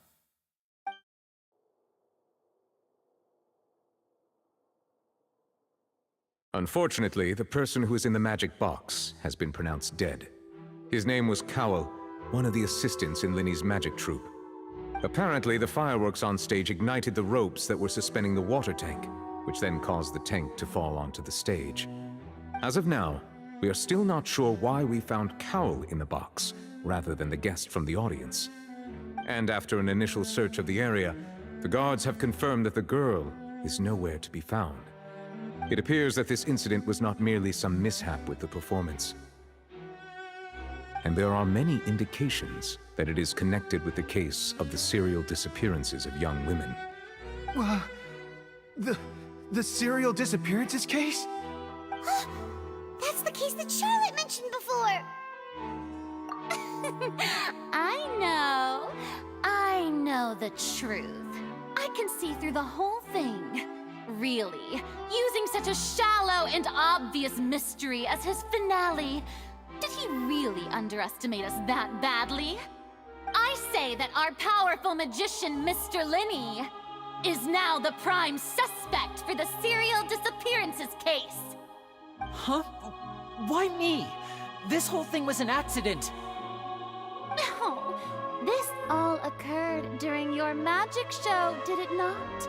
The missing girl disappeared after being chosen, did she not? The deceased is one of your assistants, is he not? Now that I think about it, that whole speech about magicians making things disappear was nothing more than a provocation, a bald-faced challenge. That can't be right! How can Lenny do this? He was in the box on the stage the entire time! We can even hear his voice! Besides, before the show, he told us that he would like to catch the criminal behind the disappearances! He couldn't possibly mean catching himself! Save discussion for a later time, please. Lady Farina, may I assume that your comments just now constitute an accusation against Mr. Lenny and his associates, and that you are pressing charges? Huh? I just think that he... Well, I think it might be a little early to talk about formally pressing charges. But what Lady Farina said just now makes perfect sense. Looks like she's gonna personally deliver justice. A kidnapping and murder carried out under the cover of a magic show. Lady Farina said it all. I mean, of course, my dear people. But what excites me even more than the obvious truth before our eyes is the opponent I'll be facing. That's right. I mean you, Traveler. You'll support Lenny, won't you? After all, he was the one who helped you the first time we met. Then there's no problem at all. You know, the Traveler and I already had a duel the first time we met. But with Lenny's help, our little duel ended in a draw. But draws really are the most boring possible outcome. So, no more draws. Between the two of us, there must be a clear winner and loser. And what better place to hold such a riveting showdown and decide the true victor than here, on the grandest of stages, the Opera Epiclese. It wasn't a draw. She obviously lost last time. I understand. Charges have now been pressed, and as such, a trial is in order. Well, Traveler, seems Lady Farina has set you in her sights. But putting her dramatic rhetoric aside for a moment, I would like to ask you, are you willing to act as Mr. Linney's attorney and defend him in this case? Very well. The trial will be held a day from now in the Opera House. Both sides may investigate the scene to build their cases and search for the truth. Linney and his troop are all potential suspects and shall remain within the Opera House. The audience may begin to leave in an orderly fashion once they have been cleared by the guards. A day isn't that long. Let's see what kind of case this big-shot outlander can build in such a short amount of time. I'm really quite looking forward to hearing it.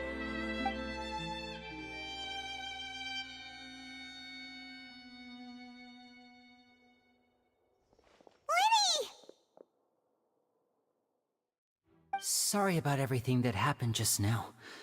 Were you frightened? Of course! Who wouldn't be scared after witnessing an accident like that? Yeah, I'm a little shaken up myself. How could this happen? And poor Cal. I know you already claimed that you would defend me, but now it's just us talking. Tell me, do you think I could possibly be the murderer? Good to hear. Thank you so much for trusting me. I'm sure everyone sees me as the biggest suspect at this point. But if you ask me, the whole thing is mysteries layered upon mysteries, such that all that's left is confusion. I don't know whether what happened there on the stage was purely an accident or not, and I don't know why poor Cal was in the box. As for how that girl chosen from the audience could suddenly disappear, I'm afraid I don't have any answers either. If someone tampered with my performance, then we need to figure out what they did. Even a skilled and knowledgeable magician like myself couldn't pull all that off in just 1 minute. Which is precisely why we need to investigate! As this book says, the impossible could not have happened. Whatever happened must have been that which is possible. Paimon bought them when we were reading at the bookshop in the city earlier. Pretty cool, huh? Don't worry, Paimon used her own savings to buy them. It wasn't from our travel funds.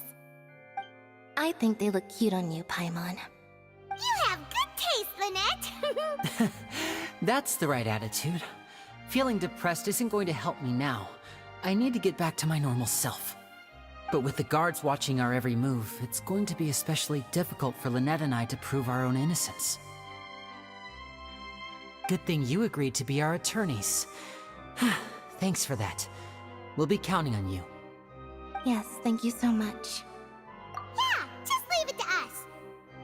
Oh, since we're going to start investigating, Paimon has a question first.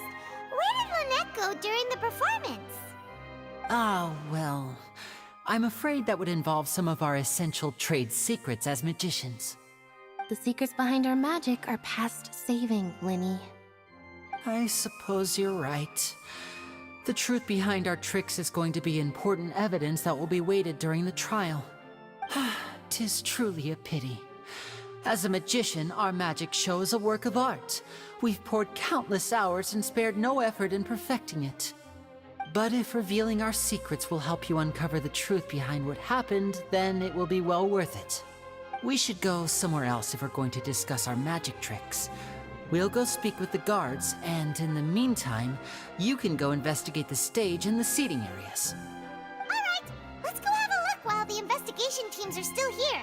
Detective Paimon is on the case!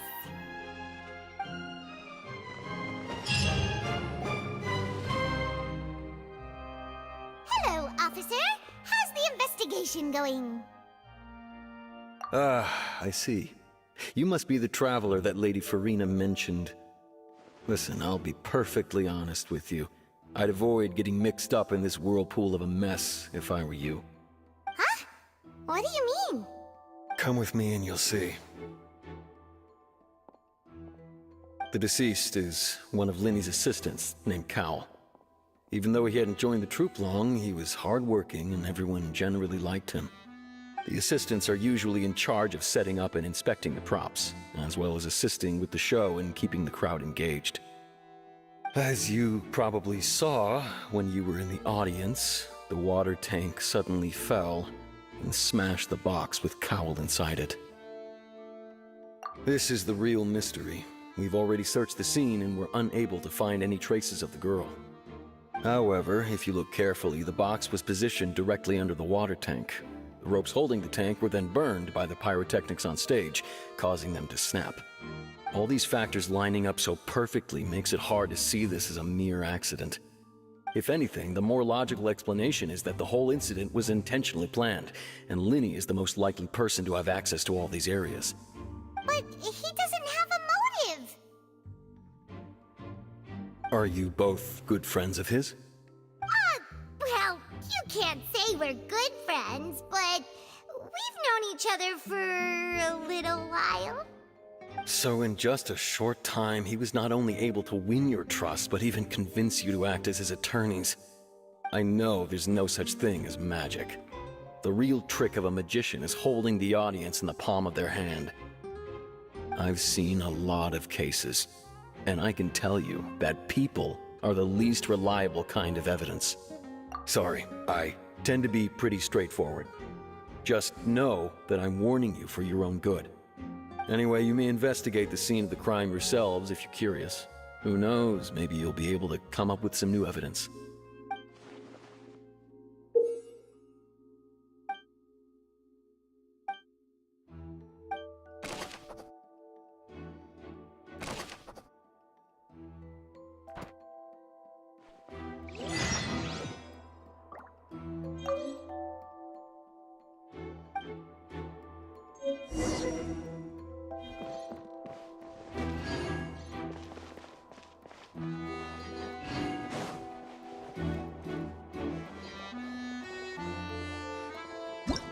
Whoever the murderer was, why would it be him?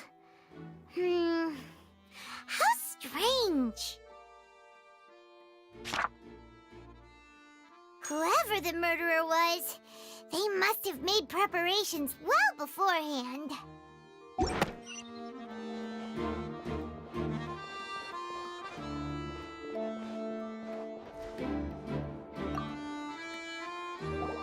I see that you're investigating the area.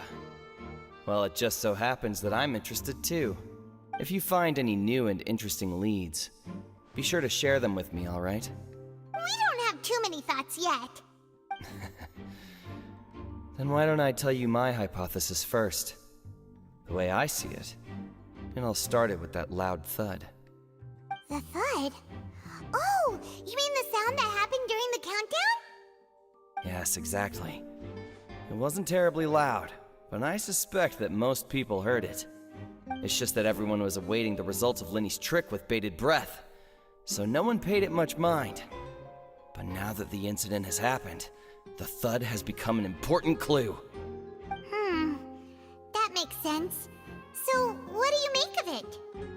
I'm of the opinion that it may have been the sound of Linny's accomplice. Lynette, perhaps, jumping atop the water tank or something like that. And when the pyrotechnics went off, she cut the rope, sending the water tank crashing down. But wasn't the noise we heard too loud for that? Perhaps the balance wasn't right, leading to a particularly rough landing. Oh, that's true.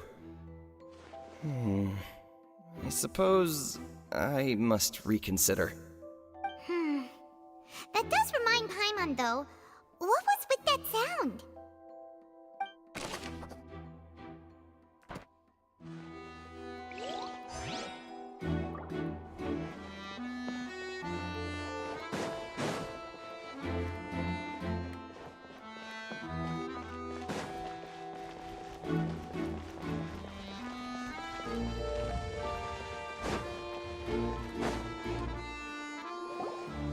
Hey, you! Yes, both of you! Over here! I've been keeping an eye on you for a while now. Huh? You mean us? That's right.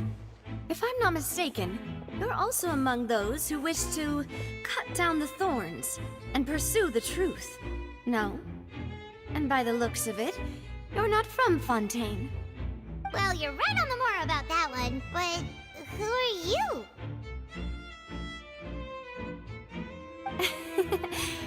Have you never heard of the Spina di Rosula? From mediating disputes and providing protection to solving conundrums, you name it, Spina di Rosula does it. And I, Navia, have the honor of being its renowned president. Though those who play by our rules call me boss. I'm Silver, her attendant. Pleased to meet you. And I'm Melus. Demoiselle's various daily needs and affairs are under my purview. Huh? Boss? Demoiselle? What gives with the names? Well, I am the second generation president. Melus and the others are still used to my previous title. My apologies, Demoiselle. Should you prefer, boss, I will endeavor to use that instead. No need. You don't have to call me boss. Just Navia is fine. Okay, if you say so. Not that we're members of Spina di Rosula anyway. All merely trifling details. Never mind. Now, back to the situation at hand. That's right. I've always kept an eye on the serial disappearance cases. My interest stems from a matter back from my father's time. Judging from the look of things, I find Lyney an unlikely mastermind. Really? We think so too! That's why we're looking for clues now. But how did you come to that conclusion? Intuition, naturally. My unparalleled intuition. Farina sure was quick to point the finger at Lyney without any decisive evidence whatsoever, wasn't she?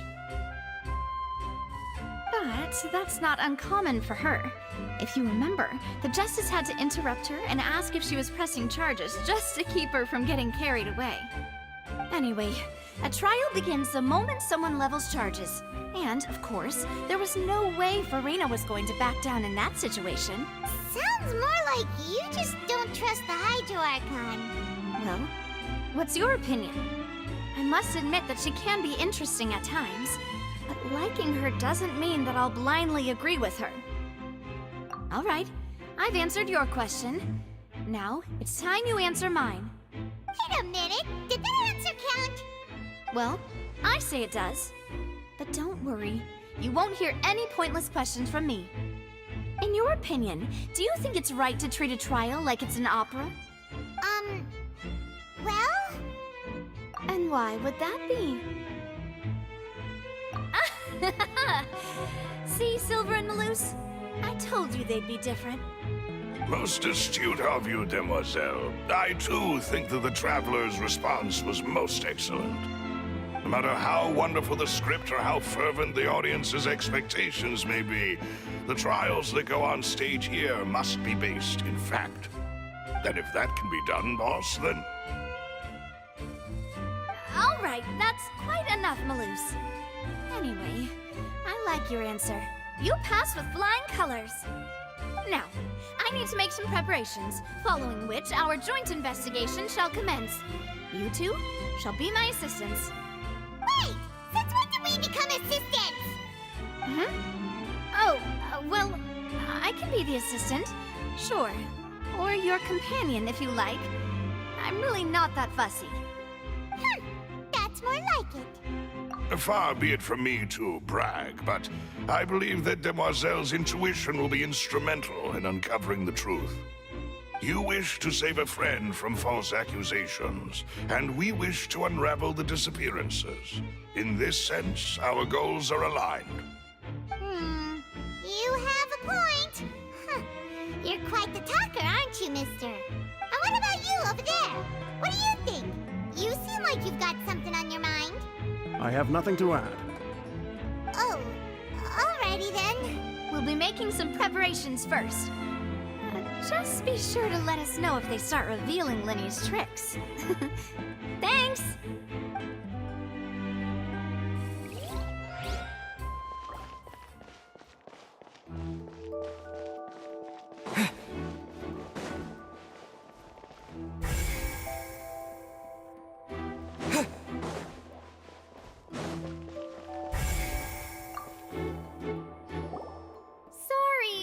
No one can freely enter or exit the Opera House at the moment.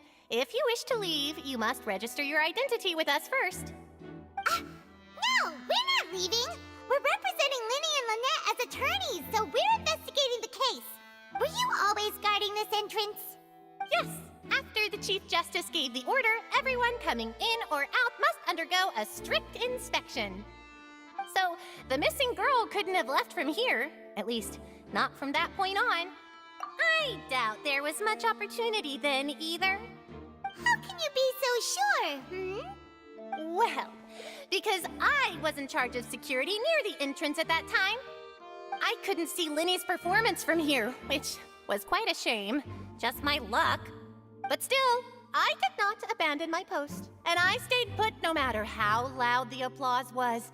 If someone had so much as even approached the door, I would have noticed it, let alone if they had tried to leave. We Melazines are good at that sort of thing, you know. So, it's safe to say the girl couldn't have left through here. Alright, thank you for your help. This'll be useful info.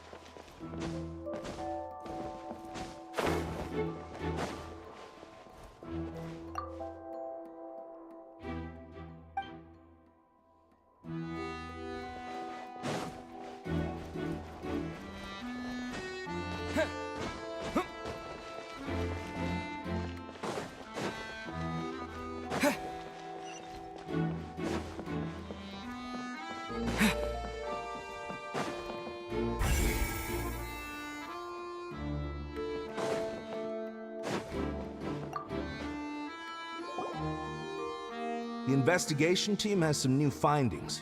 Turns out there's an issue with the random number selector after all. See, I told you. What if the machine picked some big guy's seat? You think the murderer would have still made his move then? Sorry to interrupt, but we're helping Linny and Lynette with their side of the investigation. What were you saying about the number selector? There's something wrong with it? You're trying to help them? That'll be a tall order. Linny used the machine to pick a random member of the audience during his performance, right? The lucky girl that later disappeared. Well, we thought there might be a serious problem with the machine, so we had it taken away for further inspection. It turns out that the seat number it picked wasn't random at all. The machine picks that same number every time. I'm sure you already know that you have to make a reservation in advance to get a seat, regardless of whether it's a trial or some performance. In other words, Linny knew who would be sitting where from the very beginning. That much checks out. Linny reserved our seats for us too. Bet you see why I was saying it'd be tough to make a case for Linny. Even though it's bad for Linny's case, Paimon had better write it down.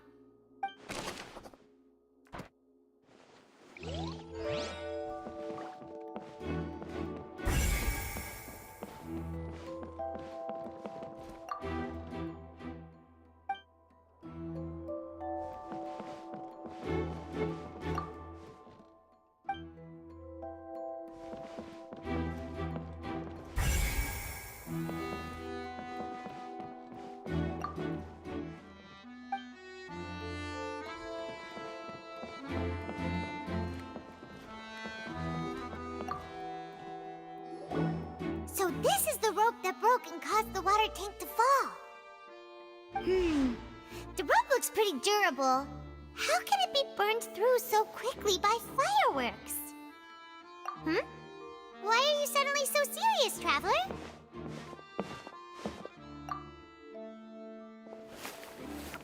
Whoa. Look! This bit is made from different material! Most of it was away, but there's still a little bit of it left. Huh. So if a rope meant to hold something was made with that kind of material in it, then that means... Wait, why don't you write all this down? Let's take notes.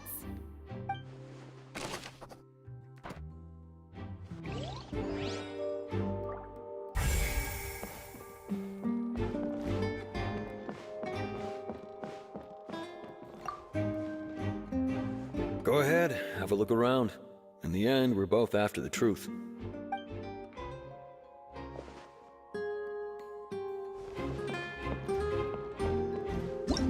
Whoever the murderer... This rope would people need... Why would it be him?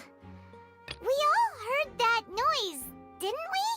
The performance would not have been visible from where the doors were guarded.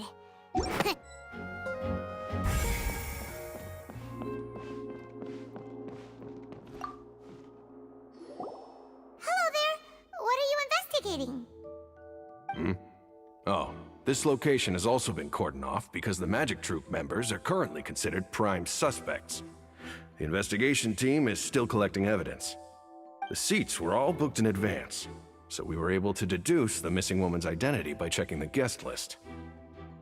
Sure, it's not like this is confidential information.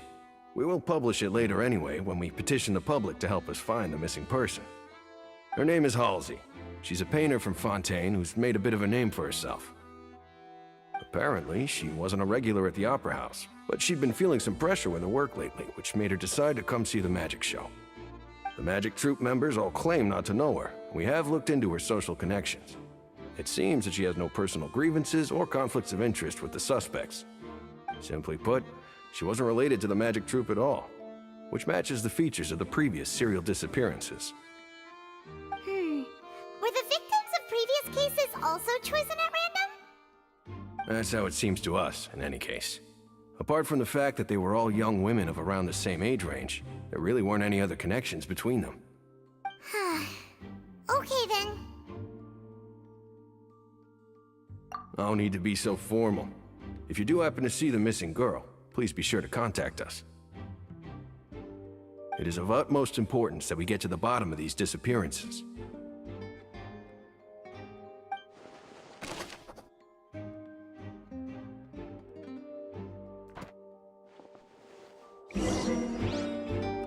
We've checked everything of note here at the performance venue.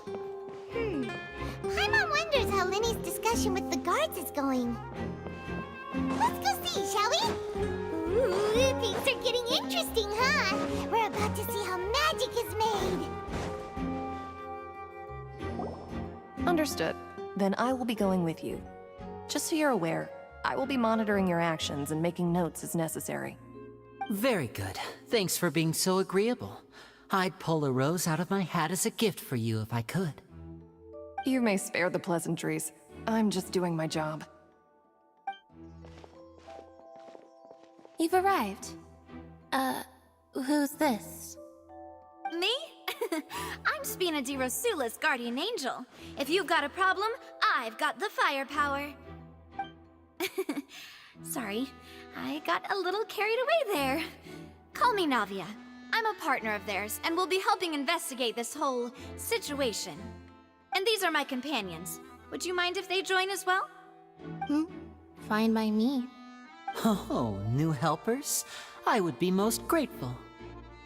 Well, let's just say we're tagging along. It's not every day you get to see the secrets behind magic performed on such a large scale. I appreciate your kind interest. Come with me. We'll be heading below stage. Huh? Below stage? Yes, a world of secrets is hidden beneath this magic box, prepared specifically for this switcheroo trick. But before I reveal everything, you should have a look first. Notice anything strange here?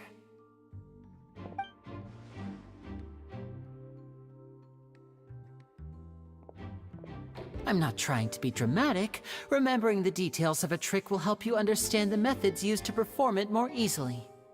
Huh. Weren't there balloons and other decorations here? Where did all the... good eye.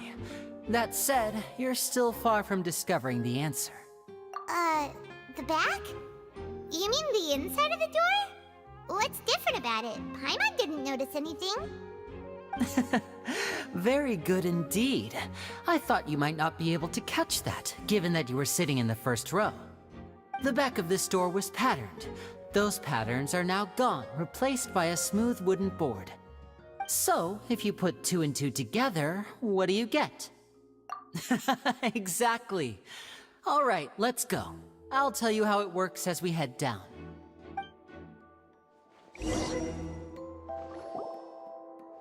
Oh, so there was a passageway under the magic box! I knew you'd figure out most of it as soon as you saw this place. The 2 magic boxes are positioned right above the 2 entrances of the tunnel. See this flatbed trolley? The box with the lucky audience member in it would be shuttled over to the other side using the trolley. This trolley can raise and lower and even rotate, ensuring that the box will face in the right direction. I see. So that's the purpose of the box inside another box.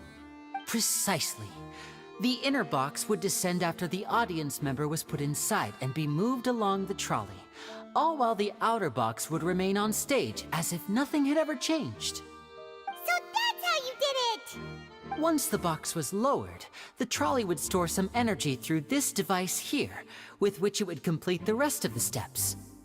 The audience member would only be able to feel some slight movements in the dark, and by the... Right! You were talking that whole time, and you even came out for a moment near the end! Ah, yes. A phonograph operated by Lynette was used to achieve that effect. My assistant and I had already scripted our conversation beforehand. When the countdown began, I had already gone to the opposite box via a tunnel using that ladder. And what about Lynette? Where was she? I was in the mezzanine space in the back of the box. Oh, interesting! That's how we were able to coordinate Linny's lines with the assistant. And, by the way, I was the one who walked out of the box at the end. I mean, we are twins. All it takes is a change of clothes and no one can tell who's who. And that's my favorite part of this trick. Only Lynette and I can perform it. So that's how it all worked! Wow, every detail you revealed was more amazing than the last! Lynette would briefly walk out of the box and then go back in, jumping into the tunnel and escaping before the box on the trolley could finish ascending. And then I walk out of the other box in the audience area, and the trick would be complete.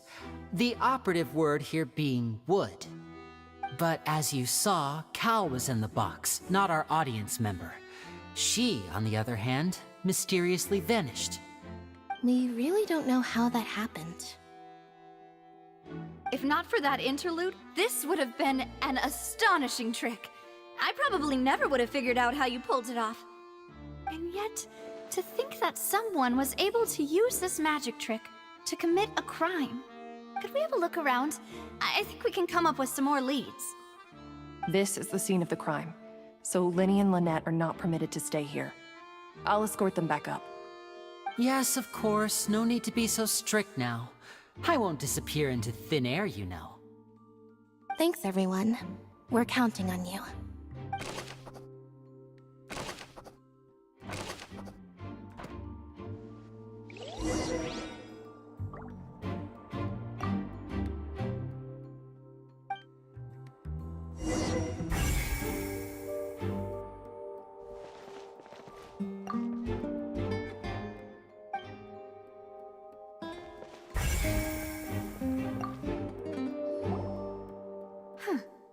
What's this? Looks like a hook tied to the end of a rope. Huh?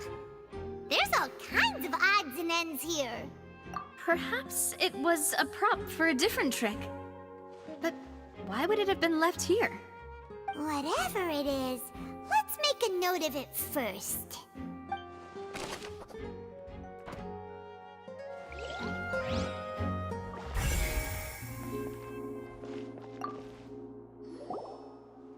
The floor is wet. Please be careful not to slip. Speaking of which, why would there be water here? Oh, Paimon knows! It's one of those tricks where you pour water into a jug and then flip the jug over only for the water to disappear? And here's a broken vase! Huh. Did the trolley knock it down while moving? That can't be. The trolley moves along tracks from start to finish. It couldn't have hit the vase at this distance. Let's note this down too and think about it later.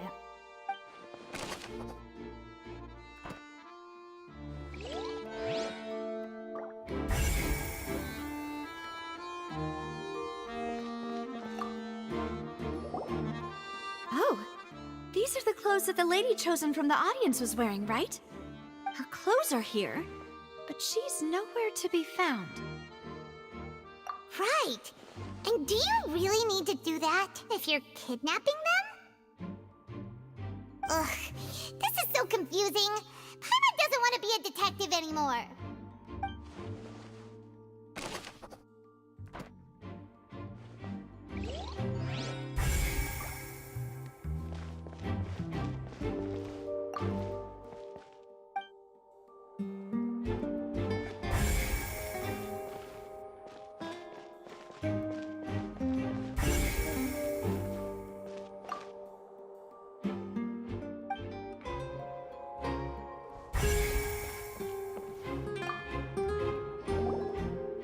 What is this place?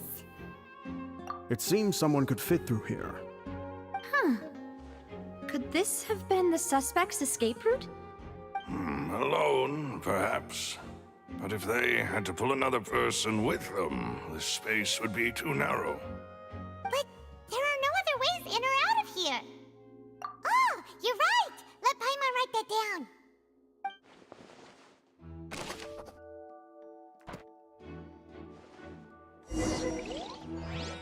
Seems we're just about done investing.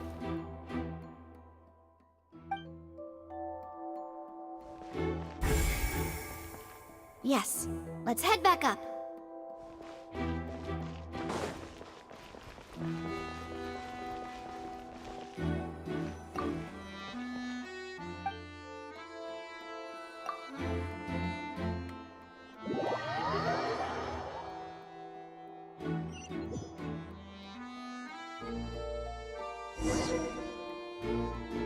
Well, we've ascertained the state of the crime scene. Let's find a place to sort out our findings once Malus returns. It seems to me that there are several things that don't add up here. Apologies for the wait, demoiselle. So, what did the guards say? Did the criminal escape through the vent? They believe the odds of that are very low, since the vent leads to the Opera House's basement. The guards have checked the area carefully. No one left through the basement during the performance or after the incident, and no one was found hiding there. So the tunnels become like a secret chamber then! You know, like the kind you usually see in novels! The plot thickens. Halsey's disappearance and Cowell's death are both quite inexplicable. No wonder Farina was so confident in her accusation. All the current evidence points toward Linny and Lynette. In other words, the charges are very likely to be upheld unless we make some considerable progress. Charges and then trial. So if the charges are upheld, they'll announce a sentence? That's right. This is how a trial goes in the Opera House. During the proceedings, the Chief Justice and the Oratrice will hear statements from both sides. That's right. This is how indemnitium is produced. The statements from both sides, the defenses from attorneys, witness testimonies, and even the audience's emotions will all be projected on the Oratrice. To put it simply, it's as if the Oratrice has its own will, and is a judge in its own right. This also precludes any kind of favoritism on the part of the Chief Justice. Not that this has ever happened anyway. Once both sides have finished speaking, the Chief Justice will make his final decision. This, too, will be used by the Oratrice as a reference. Then, finally, The Oratrice will be consulted by officials. The result it returns is the will of justice itself. Huh? So that machine is the one that actually decides? Paimon thought Neverlet called the shots.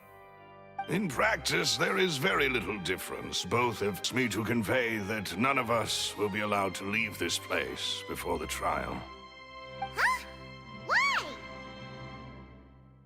Because we've chosen to act as the twins' proxies. That makes us persons related to the case. They're concerned that we might be colluding with outside parties, or that we might find outside help to disrupt the case. And even if that were not so, it could prove problematic if we happen to spread key information about the case ahead of time. I'm ready to break out at any time. Whoa, whoa! There's no need for that! Paimon thinks they have a point. That said, are they providing food? Of course. I just hope you don't mind the lack of options. I'm afraid that catering to all tastes is not in the cards, nor is any guarantee of balanced nutrition. In that case, let's just sort out our findings together here. Pity. I was hoping to take you to try some of Fontaine's famous desserts, too. I mean, what better way to properly think through our findings than over some tea and sweets? Huh. Breaking out suddenly doesn't seem like such a bad idea after all. Just kidding! Just kidding! Paimon will still do her best, even if there are no snacks. What do you mean, no snacks? Of course we'll have snacks. If we cannot buy some, then we'll simply make some. Huh? Here? But how? Understood, Demoiselle. Everyone, please come with me.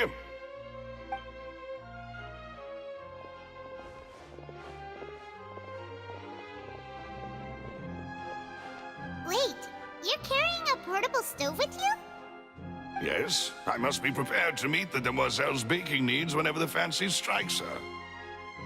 I have eggs, sugar, and almonds at the ready. Good work, you two. Then I'll get to it. Please sit tight for a moment. You'll get to taste my awesome snacks soon enough. These three are quite the interesting group.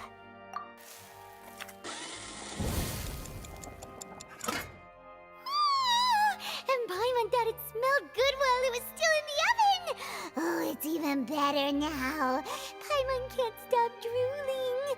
From the way you had these two guys carrying all that stuff around, Paimon thought you'd have them do more during the baking process. But you ended up doing the entire thing by yourself! Beating the egg whites, grinding almonds, everything! I was applauding. And I was giving encouraging smiles. Paimon was just thinking, aren't you worried about getting your fancy dress dirty, beating egg whites, and baking like this? Well, I don't think it's carved in stone anywhere that fancy ladies can only read books, sip tea, ride horses, and play the piano. I just really enjoy making snacks. Don't underestimate beating egg whites, by the way. It's a real arm workout. You also need to beat them to just the right consistency, or your macarons will crack. Anyway, give these a try, fresh out of the oven. There's 3 for each of us. Only 3? Well, eating too many sweet treats might send all that sugar to your head. You wouldn't be able to think clearly about the case on a sugar rush, would you? Tea is ready to be served as well. This is Demoiselle's favorite, strong black tea with a floral fragrance that clears the mind and lifts the spirit. No need for concern. I'm merely doing as I should.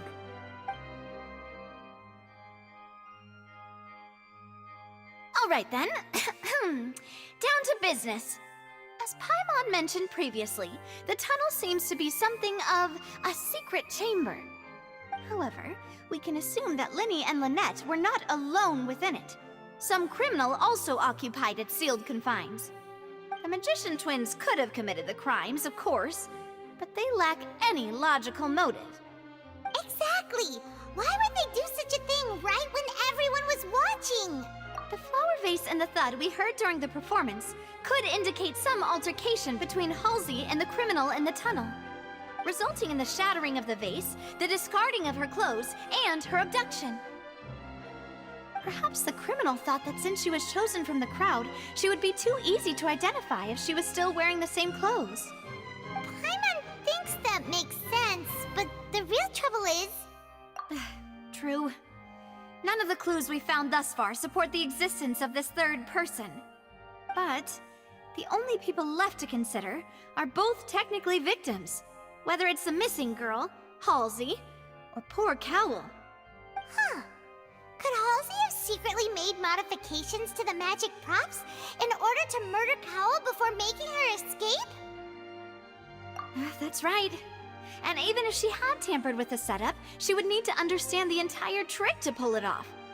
Nor does she have any motive. The guard said that she has never had any dealings with the Magic Troop's members. Were we not thorough enough in our search?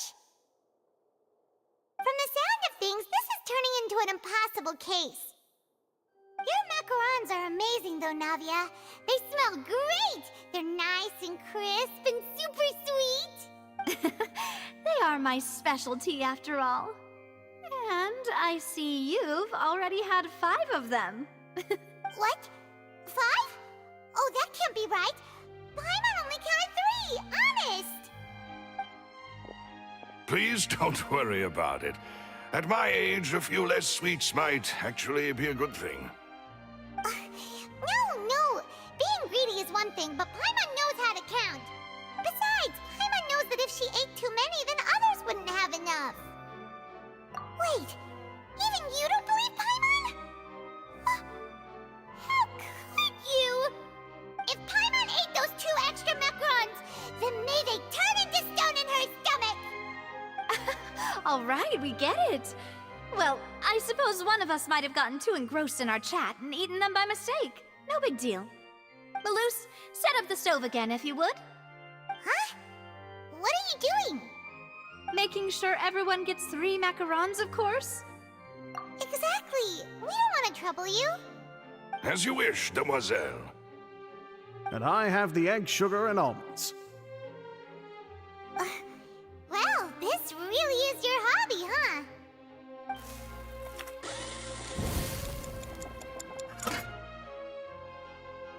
Well, that's it for snack time.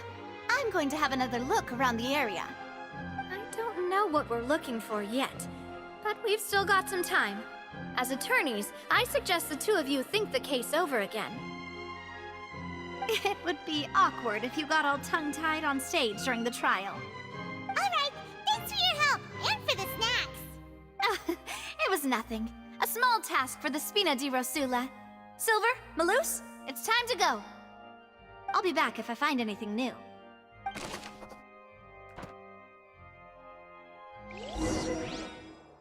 Alright, it's time to put our heads together. We've got to get our defense ready for the trial. Oh, it's probably gonna be a long and difficult case. There's no point in worrying about that now. We just need to prepare. Here, take Paimon's notes. They should help you review the situation.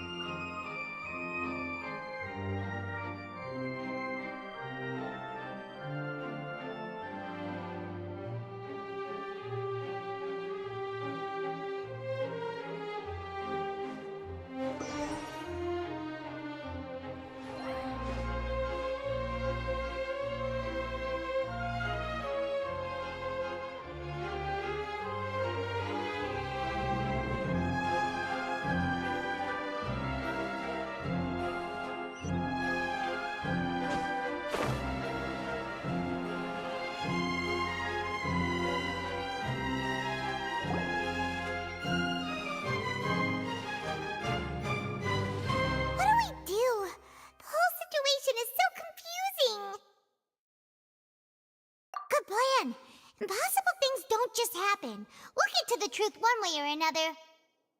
Just relax. Even if everyone else suspects Lenny and Lynette, at least we will be supporting them from the stands. Besides, I doubt Farina understands any more about what happened than we do. Thanks, Navia. Well, we'll be going then. Best of luck to you.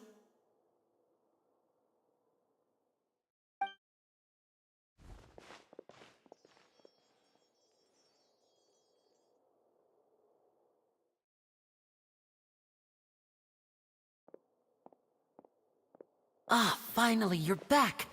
Well, how did your investigation go? To be honest, you might be disappointed. No. We're already very grateful that you were willing to help. Well now, don't you all look disappointed. Don't tell me that your investigation came up empty-handed. That was to be expected, of course. The guilty can never produce proof of their innocence. But don't let that stop you. I shall be terribly disappointed should you, my most anticipated foe, concede so easily. Since both parties are present, I declare that the trial regarding the magic show incident is now in session. Firstly, in order for the audience to understand the causes and results of the incident, could we please have Mr. Linney explain the trick? Yes, of course. I will explain while Lynette demonstrates on stage. All the necessary items have been prepared.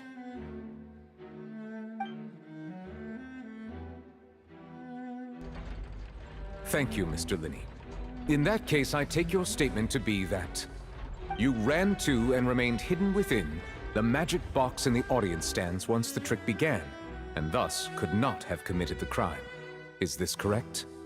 Yes, that's correct, Your Honor. In that case, I call upon the prosecution. Lady Farina, do you wish to refute his statement in any way? Why, of course I do.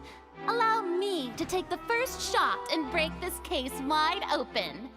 Mr. Linney is clearly lying. There is no way you could have been in the box the whole time if you were to abduct Halsey and murder Cowell.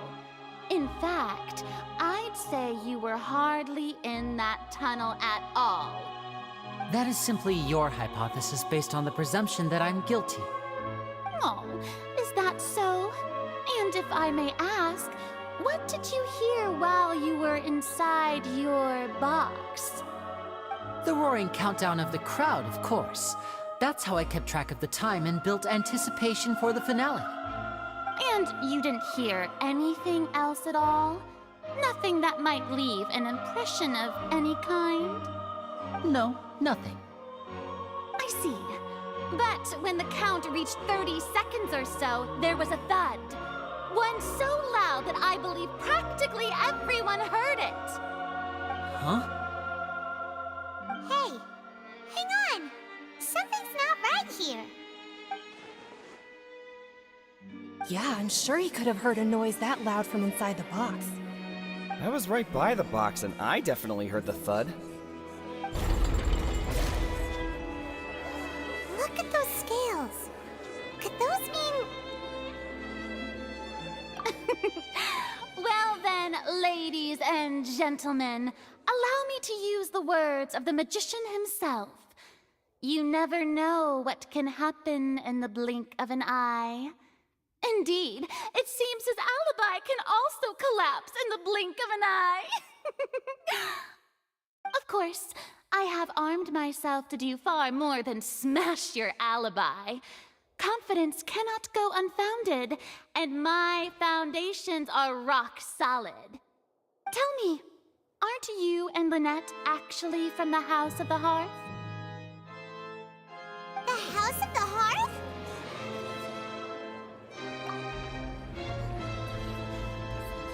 No wonder they did something like this. So the serial disappearances were the Fatsui's doing. Now it all makes sense. I've got a feeling that what happened on stage probably wasn't just an accident. That's irrelevant.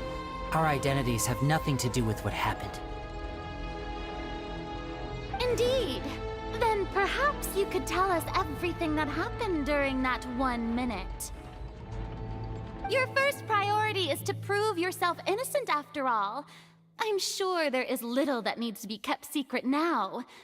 Unless your script already has holes in it. The Outlander is speechless. My, oh my, don't they look flabbergasted? Now comes the infighting and discord, I suppose. This was almost too easy. Good thing I made all those preparations. Seems the all-nighter I pulled last night is really paying off. Hey, Linny! Why didn't you tell us this before? Order! Order! Mr. Linney, allow me to re-establish the facts. Lady Farina has raised 2 points. First, when the thud was heard in the Opera House, you were neither in the box nor the tunnel. Second, you and Ms. Lynette are both members of the House of the Hearth. Are these claims true?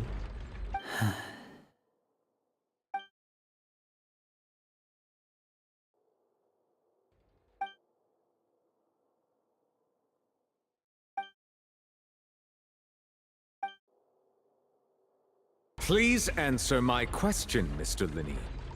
I'm sorry. Yes, they're true, Your Honor. I knew it! Well, that's it. We might as well move on to the sentencing already. What should we do now? Granted. In that case, what is your request? Is that really necessary?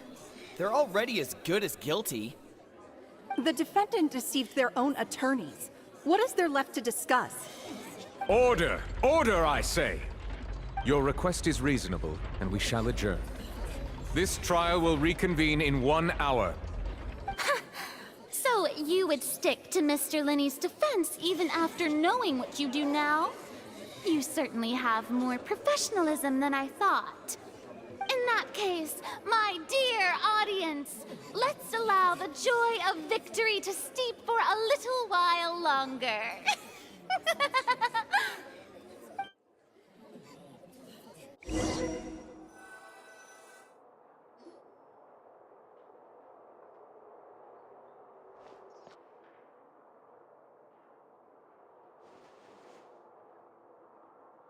Well, this is awkward.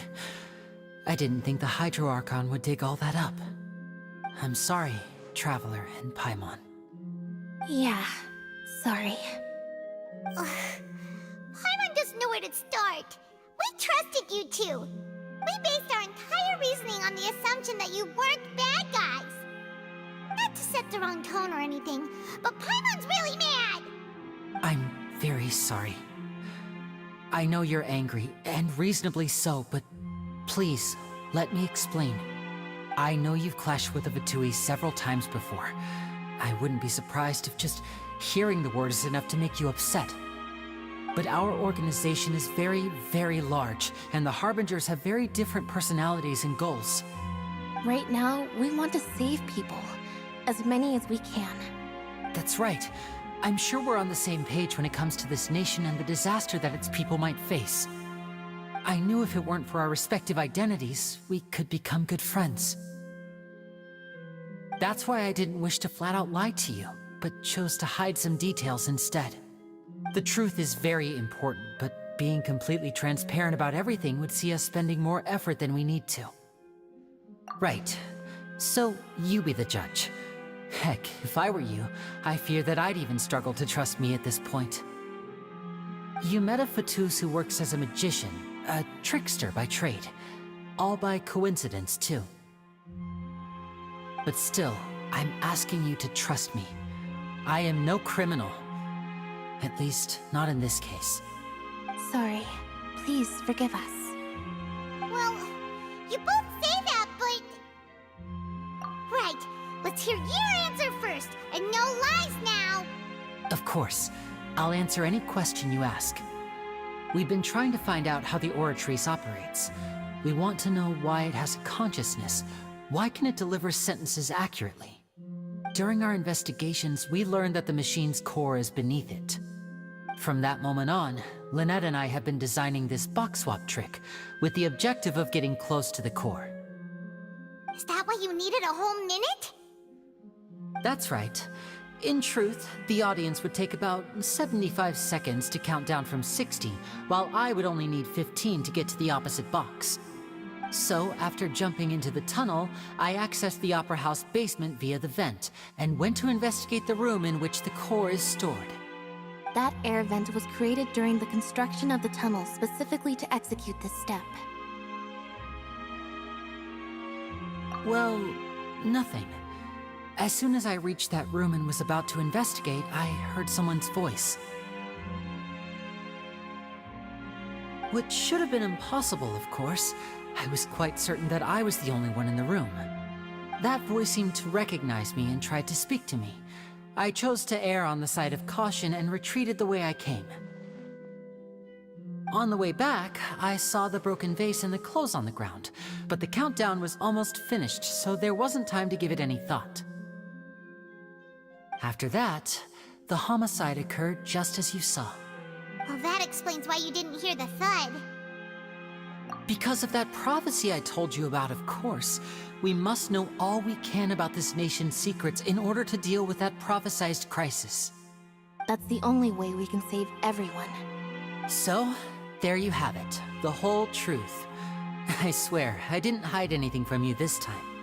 It was never my wish to proceed under this cloud of mistrust either. But like I said earlier, you can be the judge. If you want to leave because you don't trust the Fatui, there's nothing I can do to stop you. Well, Traveler, you decide. Paimon will follow your lead however you choose.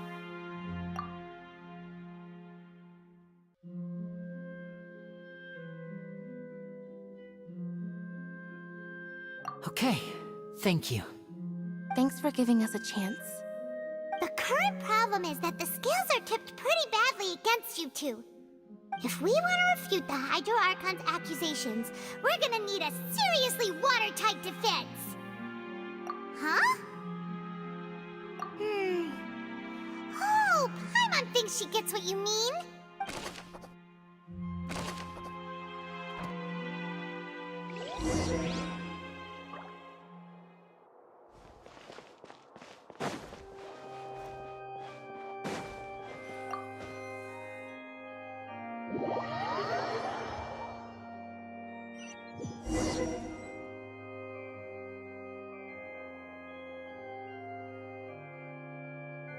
Both parties have returned to their positions.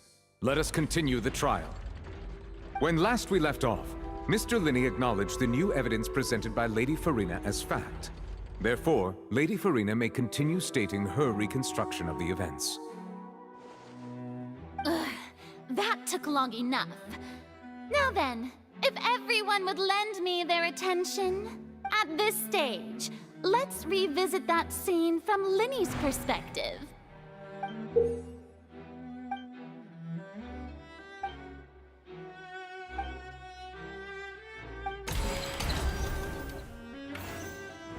As the countdown began, he entered the tunnel. When the flatbed trolley passed, he opened the box and got into an altercation with Halsey, which caused the loud thud. He did not realize that this sound could be heard by everyone in the Opera House, which is why he claimed earlier that he could not hear the sound. Finally, he used the vase to knock her out, before making her change clothes to prevent others from recognizing her. At this time, Cowell arrived in the tunnel, having heard that strange noise, and caught Linney red-handed. So Linney proceeded to knock him out too before stuffing him into that box. Afterward, Linney passed the unconscious Halsey to his accomplice through the magic box in the audience stands, before operating the devices such that Cowell's death would be ruled an accident. And there you have it. That's the truth behind what happened. Does the defendant's side have any objections to Lady Farina's description of the events? The key to refuting Lady Farina is the order of events, what Lenny experienced and what he saw.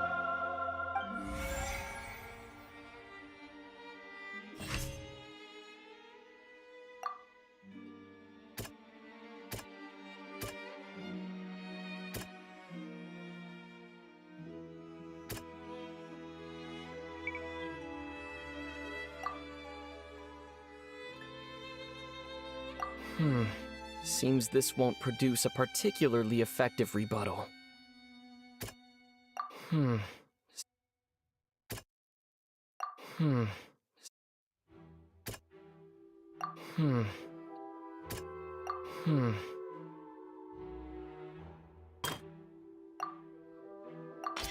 According to Lenny, he left via the vent after entering the tunnel.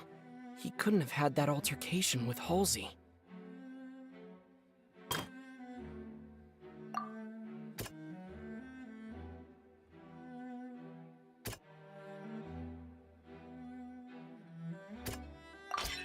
Lenny went to the room that contains the Oratrice's core. This is the actual truth.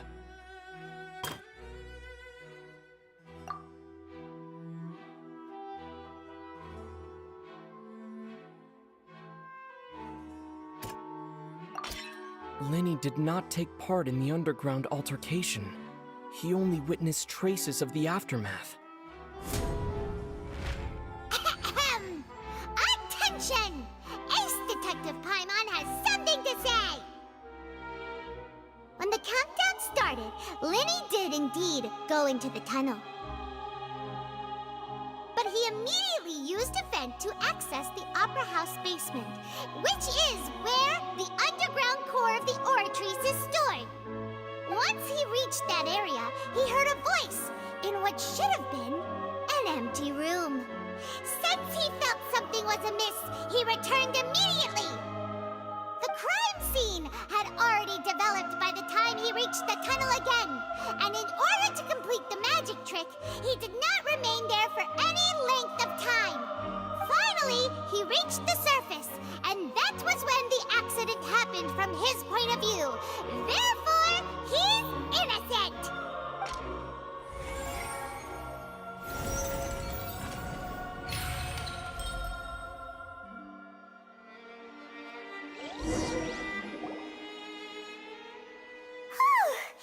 Paimon did it! Paimon actually managed to say all that! Oh, wasn't it awesome? In other words, you believe that he knew nothing of the incident? That's right! My reasoning? If that's the case, then if Cowell hadn't entered the tunnel, who was the entire setup meant to kill? Assuming that what you say is true, Lenny only needed to kidnap the young girl to cause a new disappearance case.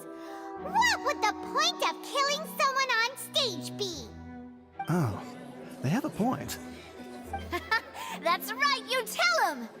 And that's why they're partners of mine. They've managed to turn things around. Oh, well, your denial is very strident, I'll give you that. But what proof do you have to back your claims? Of course I do. If he had been in the magic box the whole time, how could he have not heard that sound? Why do you ask? You're saying that he wasn't?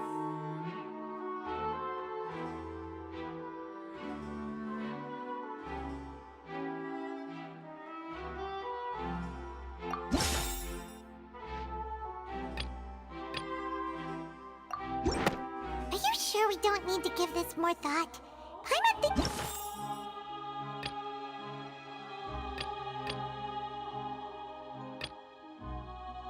Are you sure we don't need to give this more...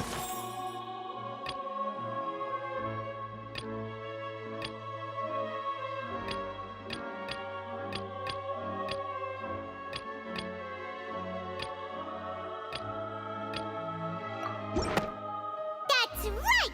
Lenny wasn't in the box or in the tunnel. That's That's why he didn't hear anything strange during the performance. This means that when the crime happened, Linny had already entered the basement via the vent. The same clue you used to disprove his alibi has now become the best proof! How do you like that? Well played. To think you'd use such logic. Well then, if it wasn't Linny who committed the crimes, then who was it?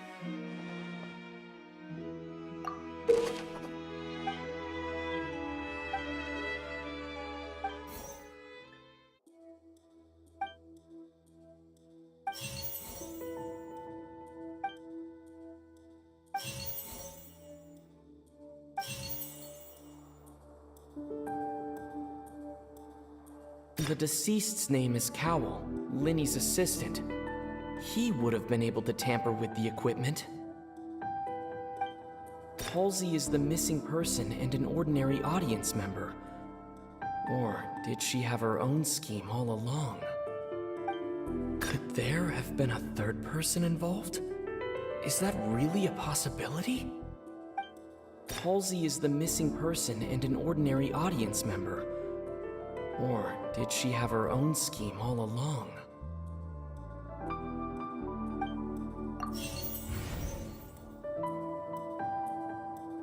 The deceased's name is Cowell, Linny's assistant. He would have been able to tamper with the equipment.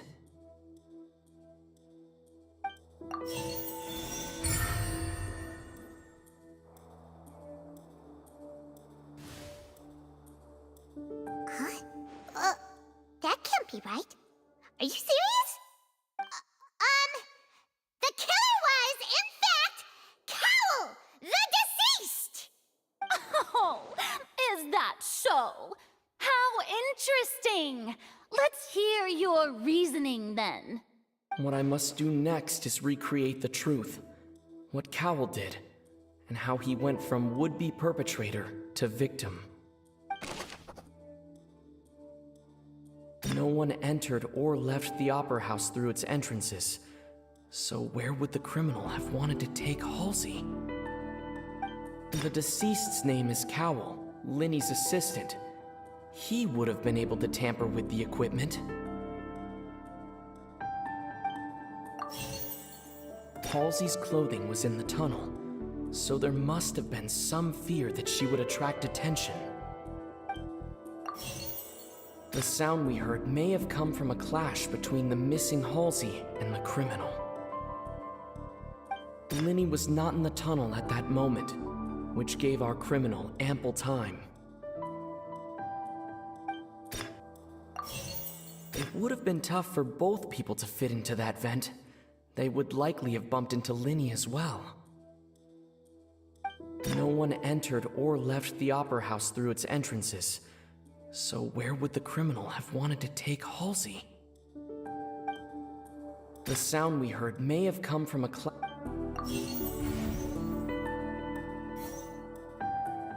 No one entered or left the Opera House through its entrances. So where would the criminal have wanted to... Linny was not in the tunnel at that moment. It would have been tough for both people to fit into that vent. They would likely have bumped into Linny as well.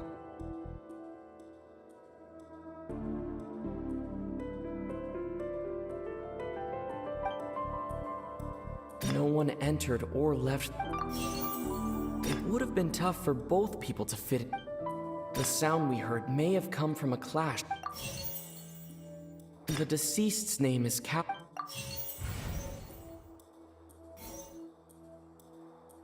The deceased's name is Cowell, Linny's assistant. He would have been able to tamper with the equipment.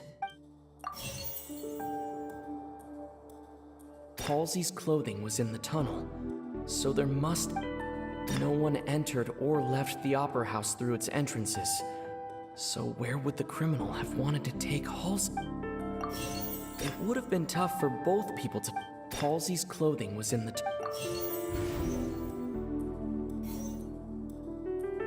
It would have been tough for both people to fit into that vent.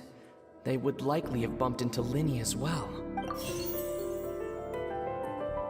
The deceased's name is... It would have been tough for both people to fit into...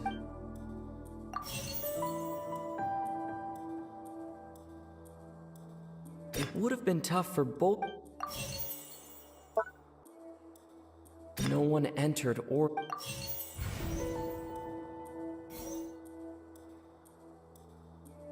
The sound we heard may have come... It would have been tough for...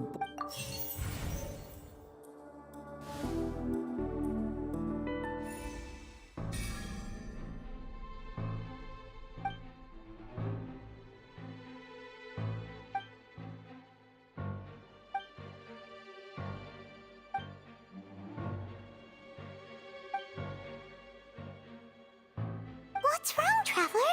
Are you still having trouble figuring things out? I see how it is. So this was all just a bluff. And here I thought you had something to show for it. But it seems you're still far from the truth.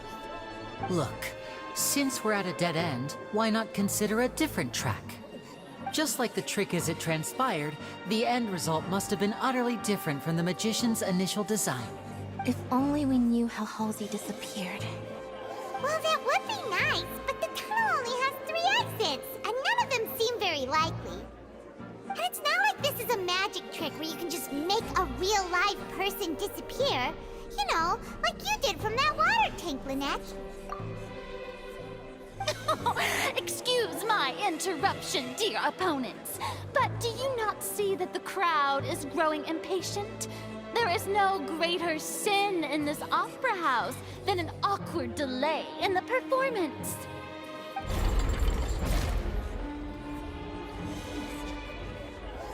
If the defense is unable to make further effective arguments, we will move on to the next stage of the trial.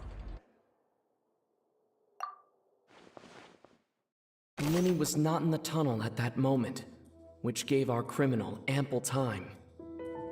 The sound we heard may have come from a clash between the missing Halsey and the criminal. The deceased's name is Cowell, Lyney's assistant. He would have been able to tamper with the equipment. The vase was not broken by chance. It was used to cover important evidence. The water.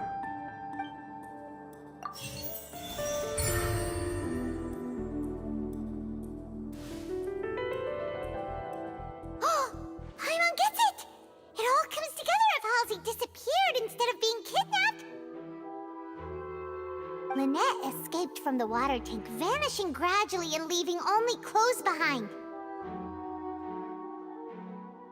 If there's a similar method where a person could be transformed into water... Just a moment, please. I do hope you know how preposterous you sound at the moment. How could a person ever be transformed into water? This is reality we're talking about here, not some magic trick. Must we really?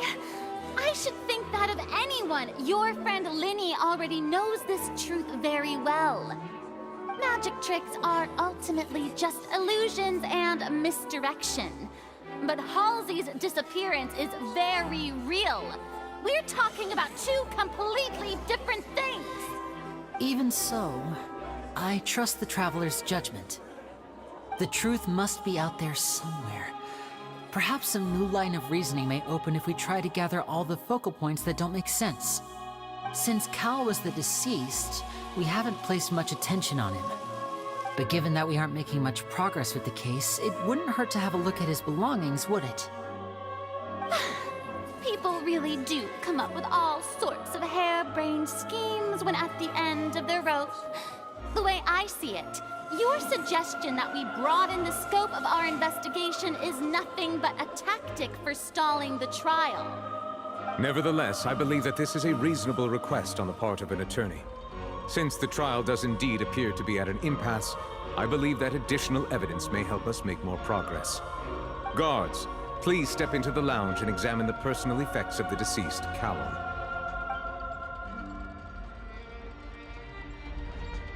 We are still examining the items, but we have already made critical progress that we feel must be shared with everyone post-haste.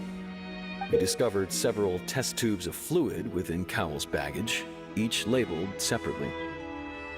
The notebook in his backpack claims that these fluids are water from the primordial sea. The primordial sea?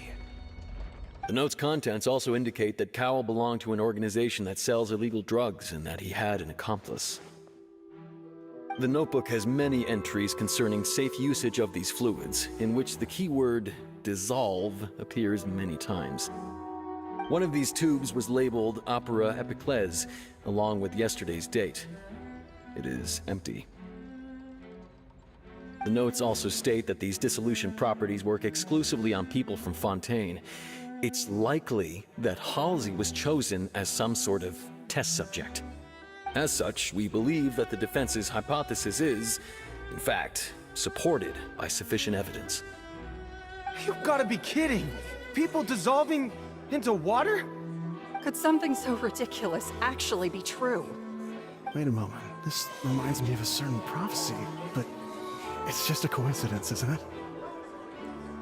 Huh.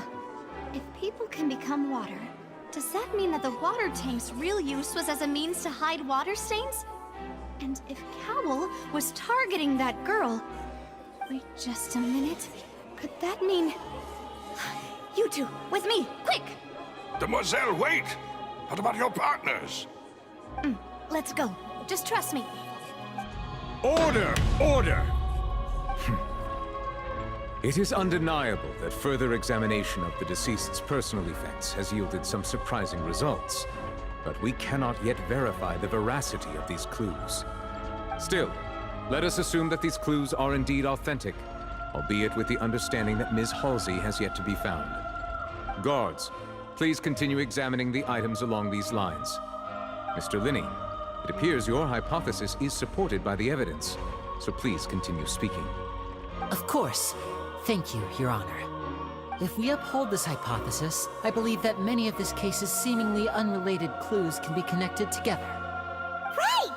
Like the metal hook! That one didn't make sense at all. Let's think about this. Cowell's methods must have something to do with that water from the primordial sea.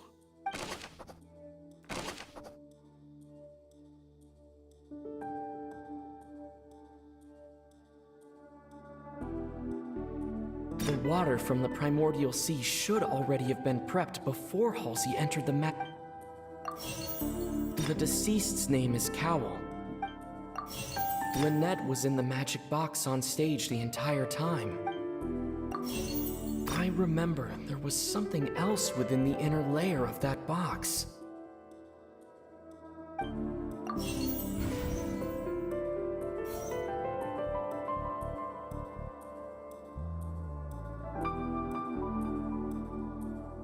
The deceased's name is... The rope that held the water tank up was lit by the fireworks and snapped. As such, the focus here is a...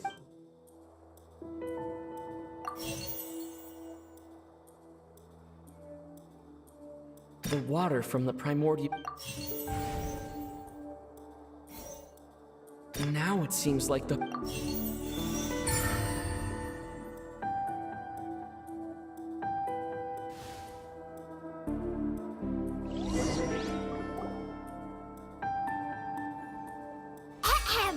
It's Ace Detective Paimon's time to shine again!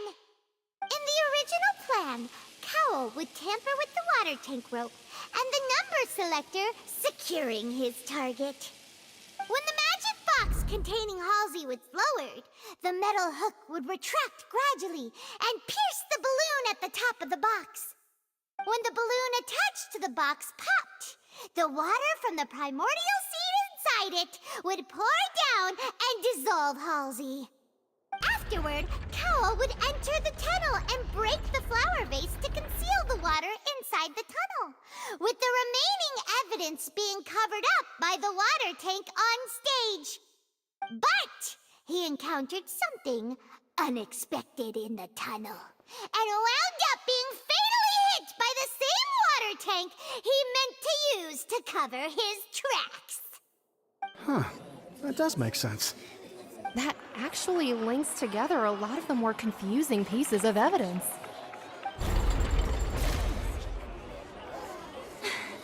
Oh dear, what do I do? Even I think they sound convincing now. Have I falsely accused an innocent person? What a humiliation. Now, it seems like the only point of contention remaining is the exact circumstances that led to Cal's death. His notes mentioned he had an accomplice who could be related to the situation. On that note, the guards have just contacted me indicating that they uncovered new evidence. I shall now invite him on stage to share it with us. Thank you, Your Honor. We were just inspecting the luggage of the other people involved in this case. And we found an identical sample of the water from the primordial sea among Linny's personal effects. What? That can't be. Oh, I see. Well, how wonderfully comedic to have your own counterattack only to come back and wound you. Does this not clear all doubt? My dear citizens, my loyal audience, allow me to present my reasoning and bring this performance to a swift close.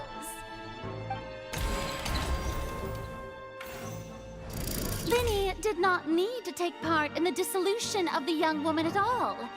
Having made modifications to the props beforehand, his accomplice Cowell then... But upon his return, in cruel avarice, Linny ultimately, he knocked Cowell out, and the tool meant to cover the crime... Now, as much as I regret having come to such a viciously...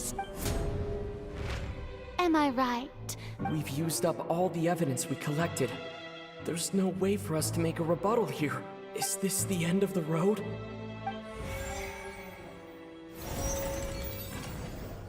Oh no. Paimon can't think of anything either. It doesn't look like there's any way around this. Seems using the water as new evidence was too good a move. Why did this have to happen now? I think we've all seen enough now, and we have ample witnesses to my flawless reasoning. I believe this is indeed the finale. Now then, my good, noble Chief Justice, should we not, in your view, move... Excuse me, everyone, but I must interject. Miss, I must ask you not to shout, and to respect the ongoing legal proceedings. Oh, come on. Don't be hasty. I have a good reason for interrupting, you know. Now, would anyone here like to take a little break from all this debate and see a little magic? I'll show you an amazing trick. One that can bring a young woman who has disappeared back in the flesh, right before your very eyes. Please, do the honors, Mr. Linny, if you would be so kind. What in the world is she saying? No offense, miss, but miracles like that are beyond my scope as a magician. Come on now, don't be silly. Magic is all about misdirection, isn't it? It often conceals the truth while presenting a fascinating illusion.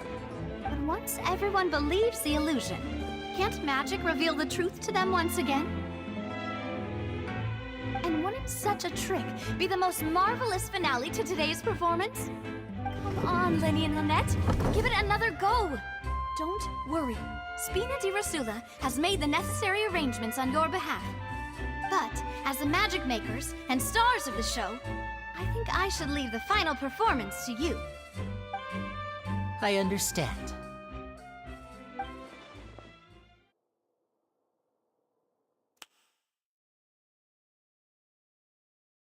And voila!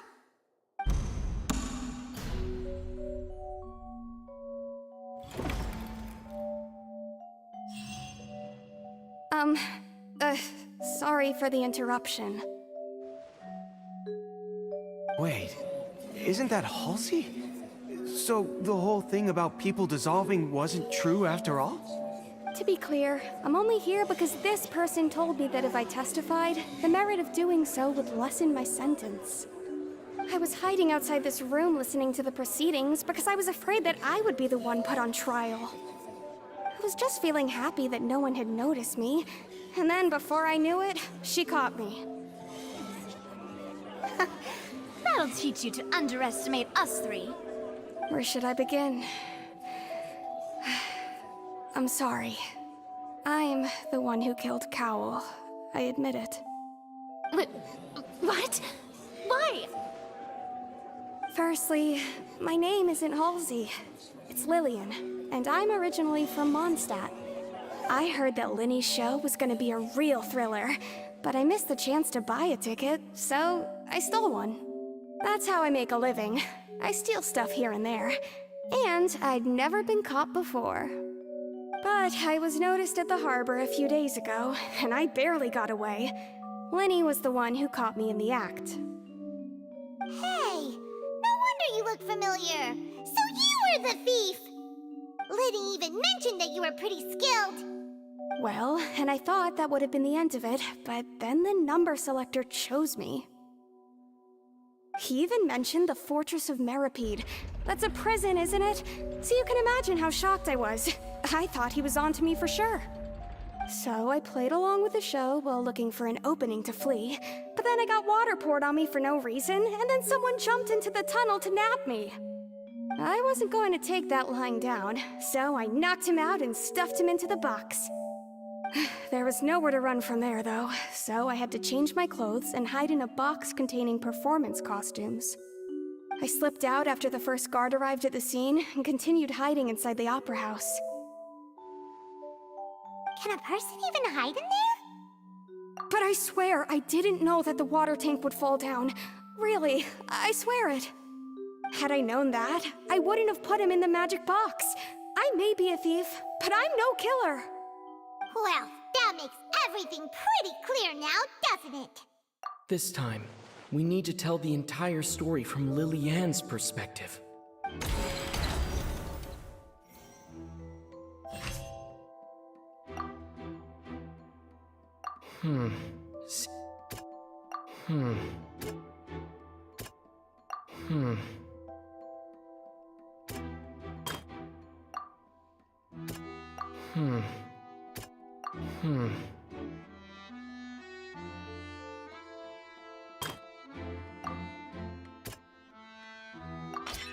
Lily-Ann was afraid.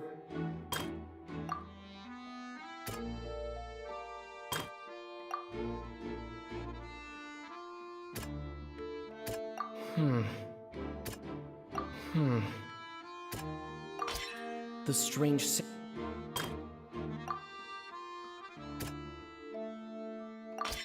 The flower vase was. And it's Ace Detective Paimon time! Having been selected out of the blue, Lily-Ann panicked. Her panic only intensified after she entered the tunnel and had water poured on her head. So she kicked the door open. Hearing the commotion, Cowl leapt into the tunnel, only to discover that Lily-Ann had not dissolved. He did not know that Lily-Ann was not from Fontaine, but was a thief who made her way in by stealing a ticket. Mistakenly believing that the water from the primordial sea needed time to take effect, he tried to force Lily-Ann back into the box. The two broke the flower vase during the struggle, but Lily-Ann came out on top, knocking Cowl out and putting him in the box. With no way of escaping, she changed her clothes and hid in the costume trunk until the performance ended.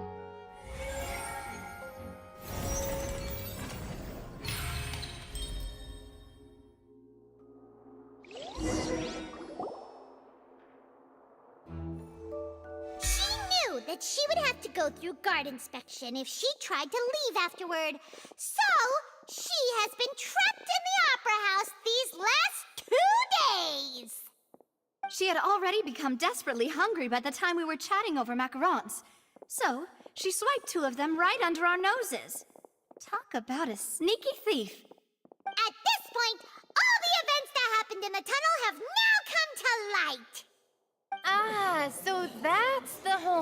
discovery. Bravo! Bravo! Now then, Lady Farina, do you wish to speak against the defense's statements? Please answer the question, Lady Farina. Also, if I may add, the trial has not yet ended. As such, I request that the prosecution not leave the room before the proceedings have concluded. What, are you reading my mind now? No, I have no further arguments. I admit defeat. But really, could you at least have left me with some dignity? Wow, look at that! She's like a deflated balloon now. If there are no objections, then as the Chief Justice of Fontaine, I shall once again repeat the full sequence of events. The actual perpetrator of the serial disappearances, Cowl, selected his next victim from the audience reservation list. With some modifications to the selector, he could ensure that the pre-selected young woman would be chosen. To cover up any evidence while committing the deed, Cowl thought of allowing the water tank to fall, which would conceal the water left behind after the young woman was dissolved. He also tampered with the rope suspending the water tank, using the fireworks at the end of the performance to cause the tank to drop and hide the watermarks. He poured the water from the primordial sea into a balloon during the preparation of the magic box, and stuck it to the box's lid. Finally, he passed the prepared hook on a rope through the gap in the magic box's door when bringing the young woman to said box. When the magic trick officially began, the box containing the woman was lowered into the tunnel, tightening the hook rope and bursting the balloon containing the water. If all had gone to plan, the young woman would be dissolved at this time. However, Lillian was not from Fontaine and thus fled the box with a loud noise. Realizing that there was trouble, Cowl entered the tunnel and met Lillian. Thinking that the waters had not yet taken effect, he decided to proceed. However, his opponent was more capable than he thought, and he was overcome, knocked unconscious, and placed into the magic box, and thus became his own final victim. Lillian, according to her own statements, then changed clothes and hid until the performance ended, before hiding in other parts of the opera house. As for Linny, he was in the underground structures within the opera house, and was thus ignorant of these happenings. From this reconstruction of events, we can conclude that Linny, the accused, is in fact innocent. While there is much in Linny and Lillian's conduct that should still be investigated separately, this case, at least, can be handed over to the Oratrice to make the final decision.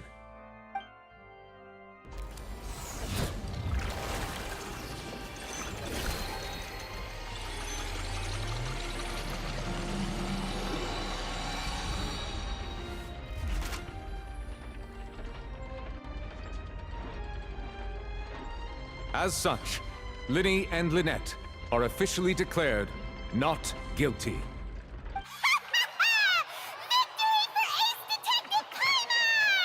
Great work, partners. Thank you all. Thank you so much. Next, I think we deserve an explanation, Guard Vaughn. How did you find the water from the primordial sea in Linny's baggage? Right! Your discovery caused me to make a serious mistake, you know. Or was that not a discovery, but false evidence that you dared to bring before this court? I suspect that the accomplice mentioned in Cowell's notes was not Linny, but you, yes? I'm sure you know what you must do to lessen your sentence. Speak quickly! Unless you want to earn yourself a one-way ticket to Coupon Town. I was just following orders. We were supposed to place blame for the serial disappearances onto Linny, and thus cause suspicion to fall on the Fatui. The higher-ups said this was the best opportunity to do so. And now that your plan has fallen through, and the secrets of the water have been revealed, you have become a liability to said higher-ups, yes? Therefore, you would be wise to tell everything you know, and seek the protection of the guards. Yes, I'll tell you everything I know. Our boss discovered that the water can cause people to dissolve. It can also be made into a potion, which, when extremely diluted, can cause people to experience unforgettable exhilaration. We've been in this business for a while now, and have made decent more off it. The disappearances were also the boss's idea. I mean, this is the boss we're talking about. The...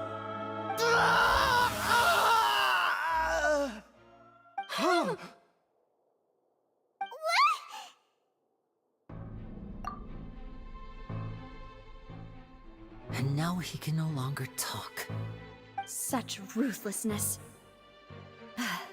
I shouldn't have expected any less of them. An outrageous act. All present, please submit to inspection immediately.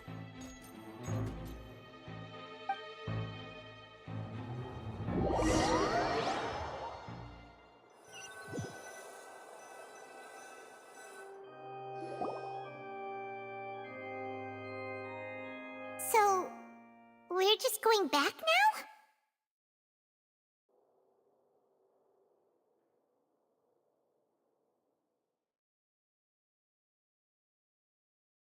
That's true, but...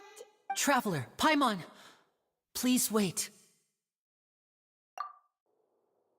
Lenny...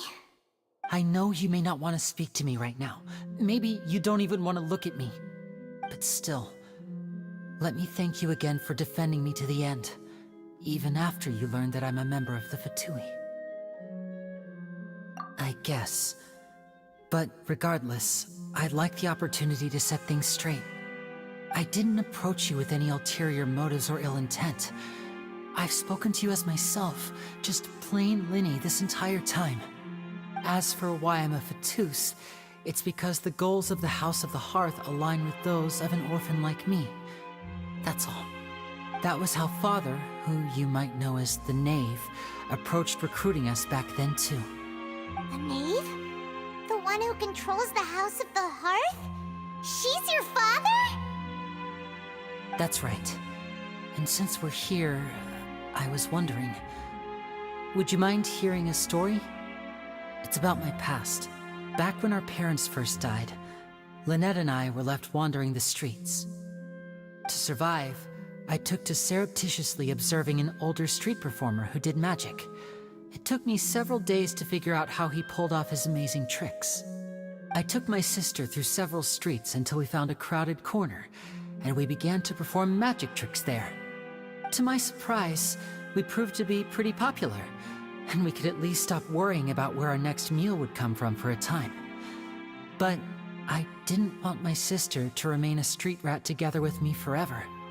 Before long, an aristocrat came to me and claimed that he wished to take us in after watching my performances. So you went from orphans to nobility just like that? That was how we felt at first too. As if fate was on our side and we could say goodbye to those painful days. But I gradually discovered that while we were called foster children, he was really after my talent for magic tricks. He would constantly take me to all sorts of banquets to garner attention, which he would then use to expand his social circles. That doesn't seem too bad either. Better than roaming the streets at any rate.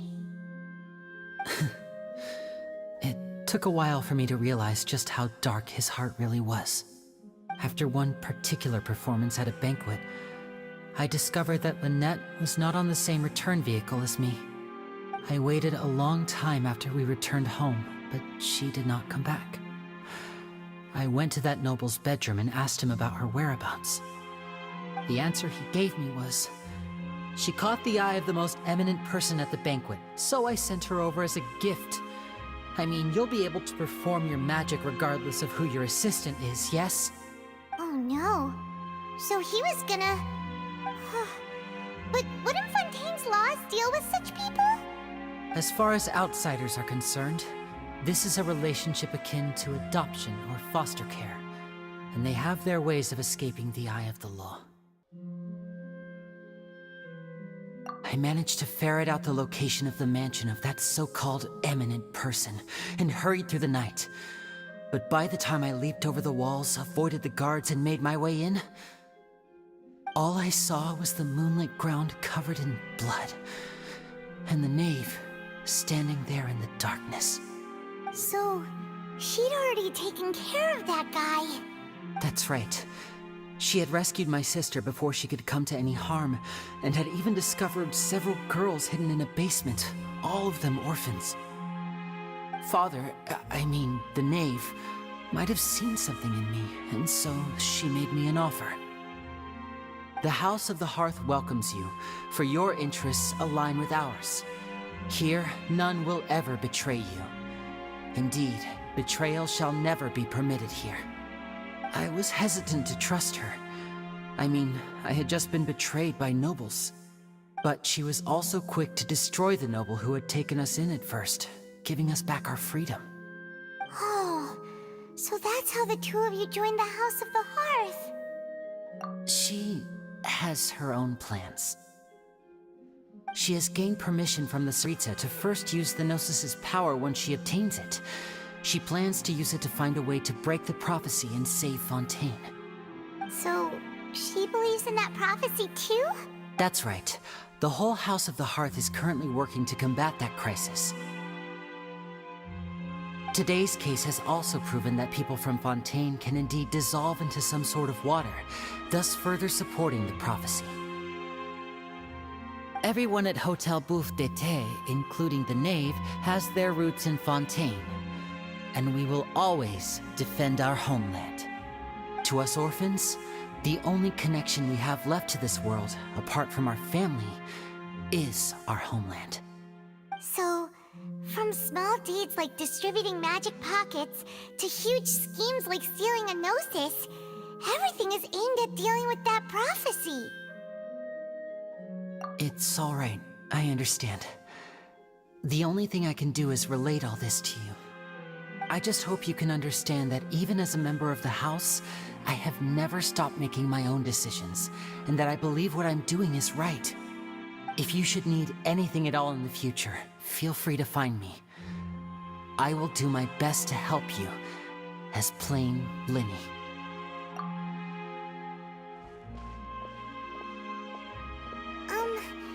Bye, Linny!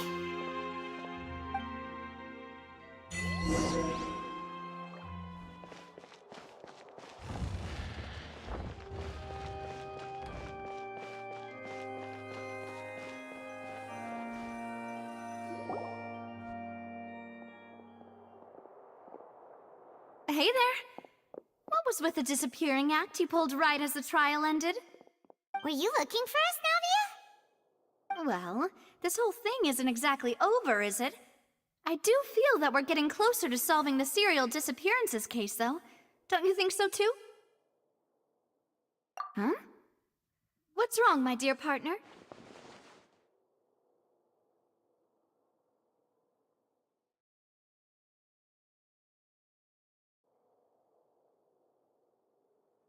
Besides, are you sure we're the ones who can crack a case that's been cold for decades now? And given that there's new evidence from the trial, there should be a trail of breadcrumbs for the Hydro Archon's people to follow now, right? Ah. I see. Well, I won't lie. I'm a little shocked to hear that from you. But I suppose you are just travelers who have only arrived in Fontaine after all. Sorry. I might have been too presumptuous. Don't say that, Navia. Ah, and we were having so much fun investigating with you, too. It was like having new waters flowing into a stagnant mire, causing new hope to spring forth, and the reflection in the murk to become clearer. Sorry about that. I'm a bit prone to nostalgia. Don't mind me. Wait, shall we have a farewell meal? You know, to commemorate our time as partners? Huh? Do we really need to get that formal? Well, guess you really did treat us as partners, huh? Well, I'd just like to have a proper ending to every important memory. That way there are no regrets later. Anyway, it would just be a meal, so it shouldn't take up too much of your time. You don't have to twist Paimon's arm. If Boss Navi is treating, count Paimon in! Oh, wonderful! In that case, why don't we return to the court of Fontaine and head to the Hotel de Boer? I believe we'll make it just in time for dinner. All right then, let's have our farewell meal.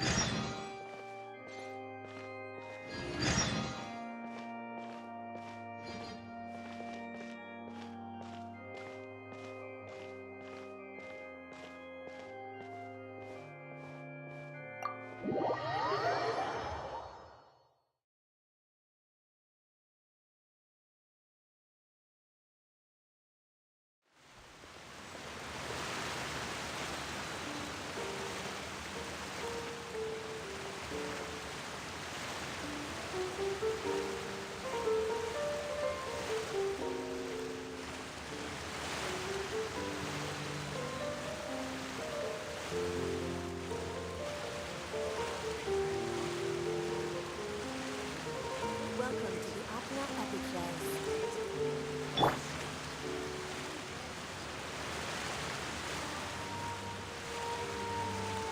Torn to oblivion!